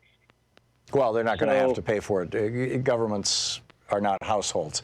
But That's true. I get your point, Christian. Thank you for the call. Richard in Osborne, Idaho. Hey, Richard, what's on your mind today? Hey, this whole issue with the whistleblowers and such, the 104th. Are we live? You're on the air, yes. Okay. You won't hear your thing on TV for about another 40 seconds because there's a time delay. I didn't want to hear it, frankly. But the 104th congressional hearing on British Petroleum, extensively, John Dingell went into great depth on the way companies and governments treat whistleblowers. Were you a whistleblower, Richard? Is that what you're saying? Yes, and my life was threatened no more than 5 times. There was several deaths. There was a RICO hearing. It was to silence that kind of movement forward by the oil companies is comparable with what's going on now. There's a set pattern on the way you treat a whistleblower. You identify them, you isolate him. There's a whole process to it. There's motives for their madness. In other words, because I see the president doing this right now. I see Trump doing this, where he's constantly trashing the whistleblower, and I don't think he cares about this individual whistleblower. What he's trying to do is say to anybody else who's working for the federal government, "Cross me, and I'll get you." And that's the way they isolate people, and it's really scary because there was some deaths, and I testified on British Petroleum Oil. Wow. And there must have been 6 or 7 real staunch whistleblowers, including and some of them died. Richard, I'm sorry, we're out of time, but thank you for the call and thanks for sharing your story. We'll be back tomorrow, same time, same place. In the meantime, don't forget democracy is not a spectator sport. We can't just sit around and hope that our democracy is going to be restored and functional. You have to get out there, get active, tag You're It, and share progressive media with all your friends. We'll see you tomorrow. You've been listening to Thom Hartmann. For audio and video archives, visit thomhartmann.com.